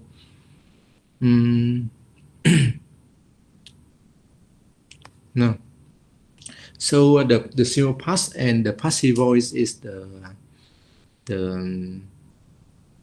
grammar that you have to apply in your writing the data analysis. Also, in your paper, you have to apply the register of academic vocabulary. So this is very important. So make sure that you use the proper academic vocabulary in your paper, specifically in the data analysis chapter. So there are three categories. The first one, research process, and the second one, the vocab of analysis, and last one, the vocab of evaluation. So you have the specific vocab for process, okay, and you have specific vocab for analysis, and you have the specific vocab for evaluation. So you have to apply them. You have to apply them properly. Okay, don't be too easy. Okay, so I will email to you this one later. Okay, so linguistically, you have to apply the grammar and the register of academic vocab properly in your thesis writing. Okay, in your thesis writing. Okay, is it clear, everyone? So the last one I want to share is just another example case study. Actually, I mentioned some last time. So as I mentioned already, your data analysis must be aligned or consistent with the conceptual framework that you come up with or you presented already after the literature review. Okay, so in your thesis, after the literature review, make sure that you have a conceptual framework. So this is an example. Okay, synthesis. This is an example synthesis of the literature review. Okay, so you have 1, 2, 3, 4, 5 columns. And in the first columns, they are the major authors. Okay, maybe you review a lot, but then in the synthesis, you have to summarize the major authors here. And then here, each author has their own categories. You remember the term categories, everyone? I mentioned last time.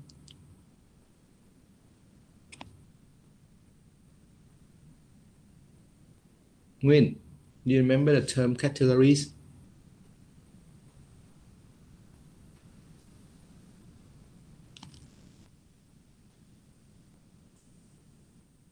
Hello, Nguyen. Where are you?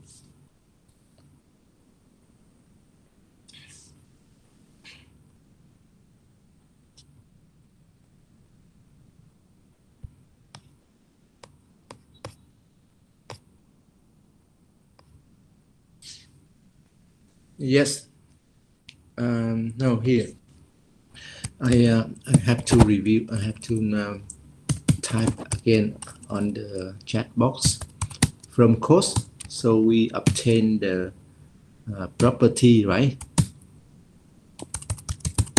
And then from properties we have categories,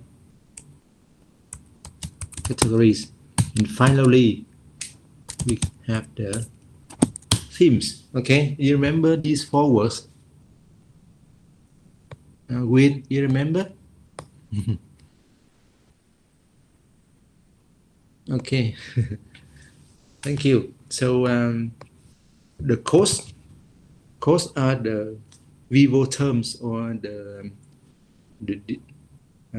own language by the respondent, and from their codes you can obtain properties, and then you categorize properties into categories, and then you group the categories into the themes, and the categories here must be aligned or consistent with the key concepts in the literature review. Yes, Việt Anh is correct. Okay, categories are the key concepts mentioned in the literature review. Thank you, Việt Anh. Okay, so here, for example, here, sorry.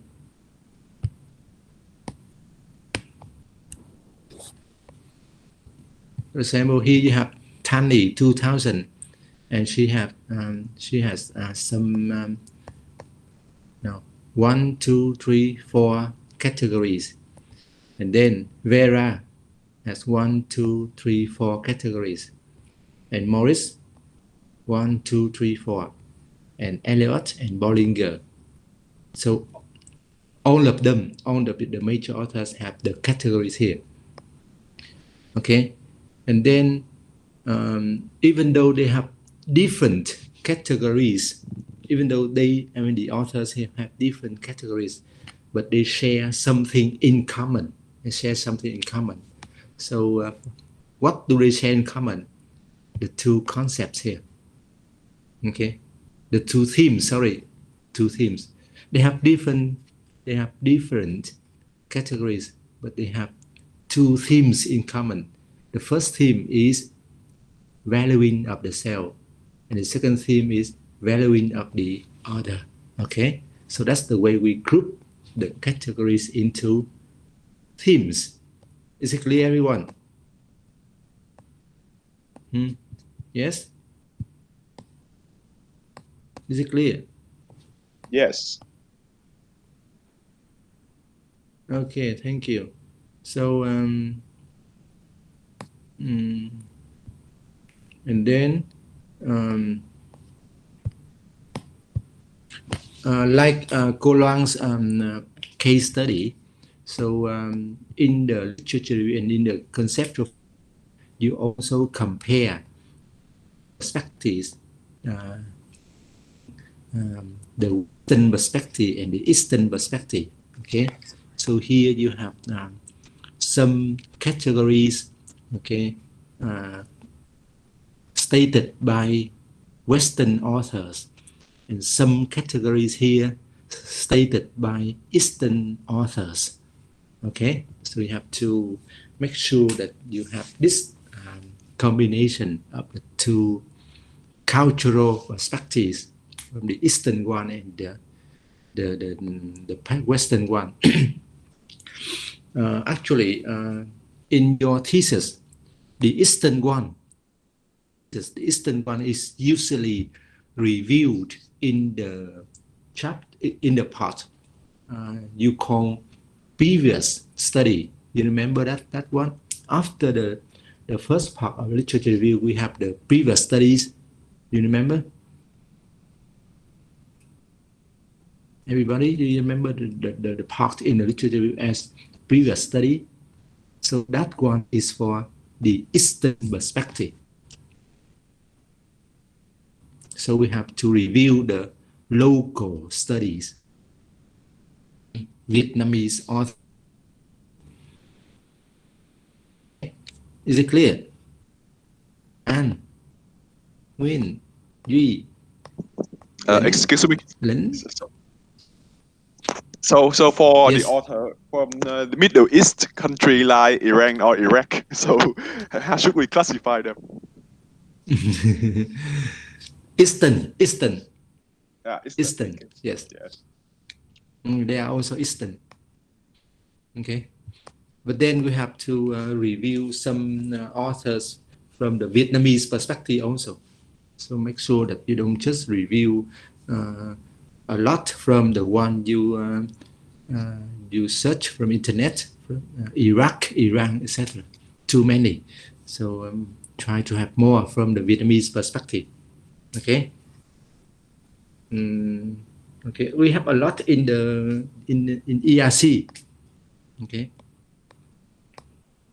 So that's the way we review the literature, and then after this, we can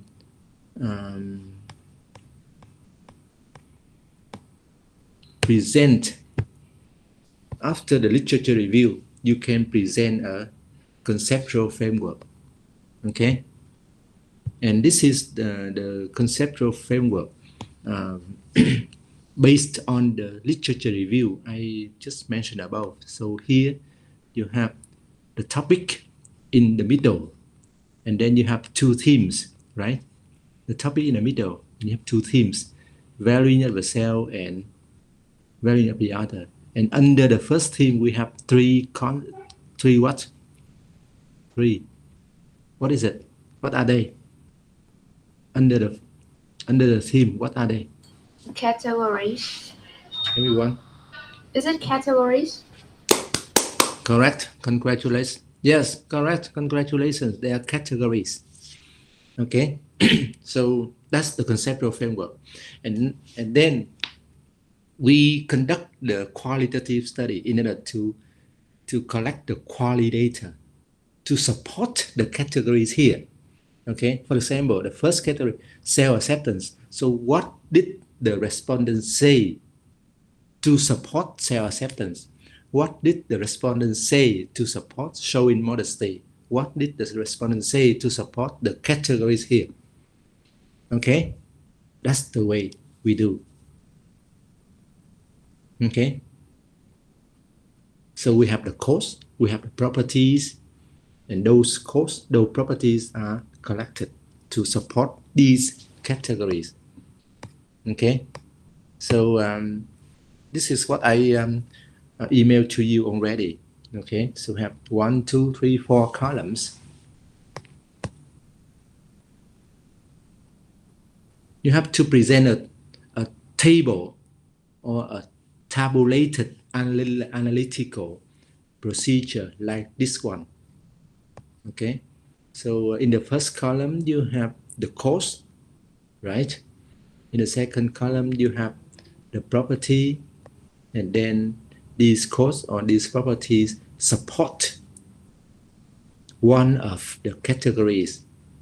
Okay, so you can confirm the categories here, and you group the categories into the themes.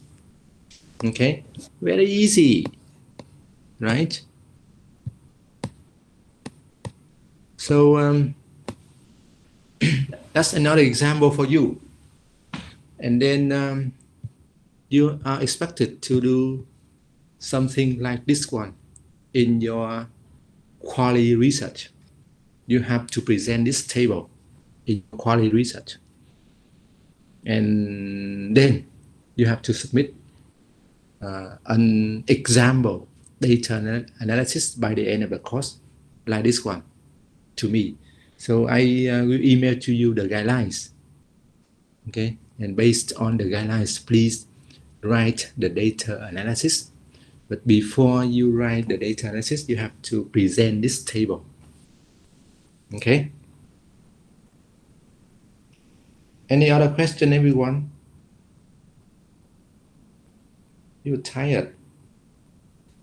So do we need to put this table in our thesis, or it's just serve as a supportive tool for us to write data analysis part?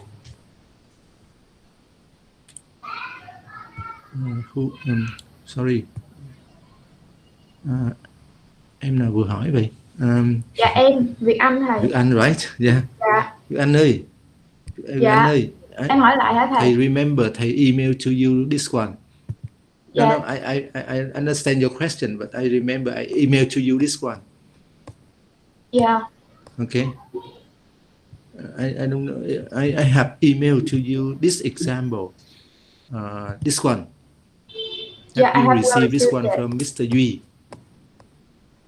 Yeah, yes. Yes. So okay. So here under in your thesis, you have to present just I mean a shortened part of the data. Okay, so here this is just the what is it? The observed from the whole data. So at the end of your thesis, so you have maybe if you are required, so you have to include the whole data in the appendices, right? But in your thesis, you have to present a short part of the data, like this one, just a sample. Understand what I mean? Yeah. Yes. Okay. So you can keep the whole data by yourself at home, or you are required, you have to include the data in the appendix at the end of your thesis. Okay, but in your paper, I mean in the content of your paper, in your content of your thesis, after the data analysis technique part, so you have to show a sample. Is it clear? Just a sample, so you don't have to present everything. Just a sample. Is it clear, Việt Anh? Yes, it's clear. Okay, just a sample, and then the whole data will be presented at the end of your thesis, if required. If not, you can archive your data by yourself. Okay. Cái này tùy trường nha các bạn. Có trường thì yêu cầu là tất cả dữ liệu thô đó là phải kèm vô cuốn luận văn luôn. Nhưng có trường là người ta là tự bảo quản dữ liệu thô của mình đó. Nhưng có trường thì yêu cầu là gì? Là sẽ kèm vào cái bản gọi là kèm vào trong appendix. Nhưng chứ không phải là tự bảo quản. Và mình trong cái phần mà mình trình bày cách chúng ta thu thập phân tích số liệu đó, thì mình phải trình bày ngắn gọn của nó thôi, là ví dụ thôi nha. Cái này thì tùy trường sau nhân văn mình thì là chúng ta kèm toàn bộ cái dữ liệu đó ở cuối cuốn luận văn và phần appendix nha. Không biết là bên how about cô Loan ơi, how about La Trobe University, do you have to include the raw data in your yeah, like dissertation or thesis? I did not include all like the transcription of all the recordings, but then I marked like from what, and then the examples that I used in my thesis should have both Vietnamese and English. Yeah, okay. So it depends. Yeah, you have different practices in different schools. Yeah. Thank you, cô Lan. So thank you, everyone. You're welcome.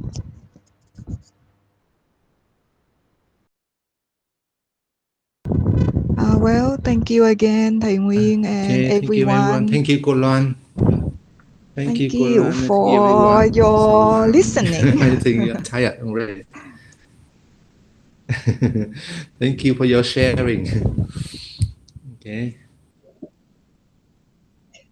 If you don't have any questions, so we stop now. Okay, thank you for the professors and the lesson today. Okay, thank you, anh Vi, thank you, Việt Anh. Yeah, thank you. Duy Quang, Thank you. cùng. Yeah. Thầy ơi, cho em confirm lại cái bài tập thầy trước thầy nói là tuần sau là làm cái literature review đúng không vậy thầy?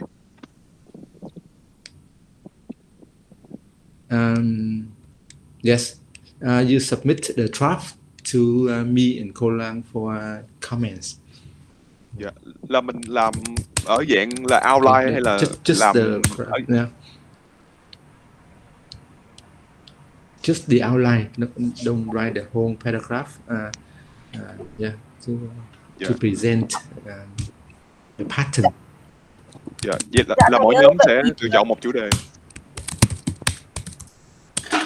Yes.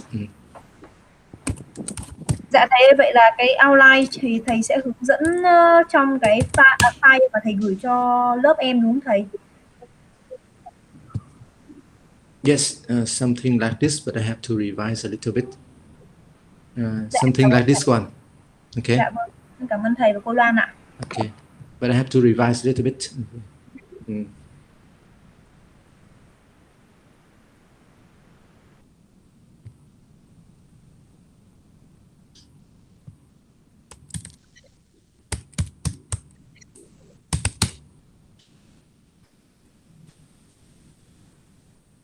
Okay, goodbye everyone. Take care, stay safe. Okay, cô Lan say out đi. Okay. Thank you.